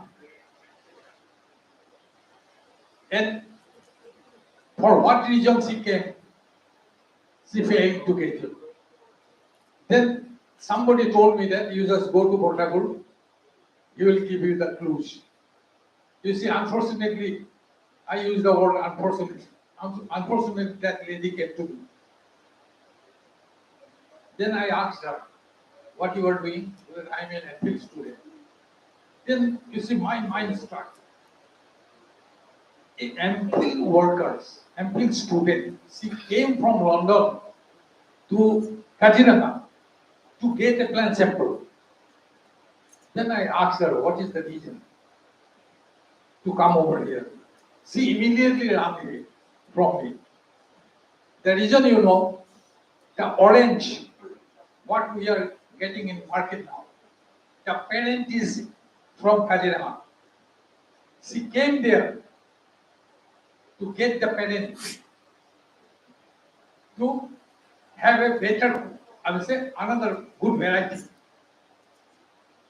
through modern techniques, just to get the, now the technology is developed in such a way that you just pick up a piece of leaf, put in the pocket, and run away. In the laboratory, through tissue culture or different techniques, we can grow it. You see, this is the most dangerous thing. As Madam told, in the name of, I'm saying, tourists, they enter in the village, get the information, and run away, or get the material, then run away. Another one doctor, Irish doctor, probably you also remember, during his time he came here, then somehow he got the information that in Karwils there is a plant which cures leprosy. he just made so many theories. He told me that his father was a worker, I was a garden worker in Upper Assam, so and so. I never believed. Then I told him that why you came over here. Then he told me that I want this plant along with the information. No, you got the information already. You know, I like to get the total information. How much dose it is used, how it is prepared, how long it is required to cure, what is the method of application. All this information he wants. Means if he get all this information, means you see after some time you will get a medicine, patented on the basis of indigenous knowledge of our people. Because we are tempted with some money and we are ready to give it. That is the most unfortunate part of our society. Thank you. Sir, sir, sir, sir, last question I wanted to know just, sir, in your valuable lecture, you have mentioned the word manipulation. By any means, it may be synthetic, natural, or artificial. How we can relate the words with respect to the two points, indigenous knowledge and traditional knowledge, the words manipulation. Actually, I just told that some workers, they consider that both are same. But some workers say that indigenous knowledge is those knowledge which are confined to a particular community or particular locality. But traditional knowledge have a wider perspective. I just cite one example that when you just say that traditional Indian medicine, then Ayurveda, Siddha and all this, that is your coded system, will come under. But if you just say that indigenous medicine systems, then this Ayurveda, Siddha will not come. Could you find my point?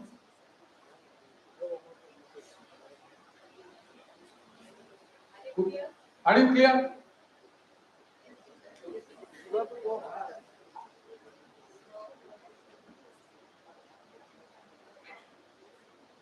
We are very honored to have you also.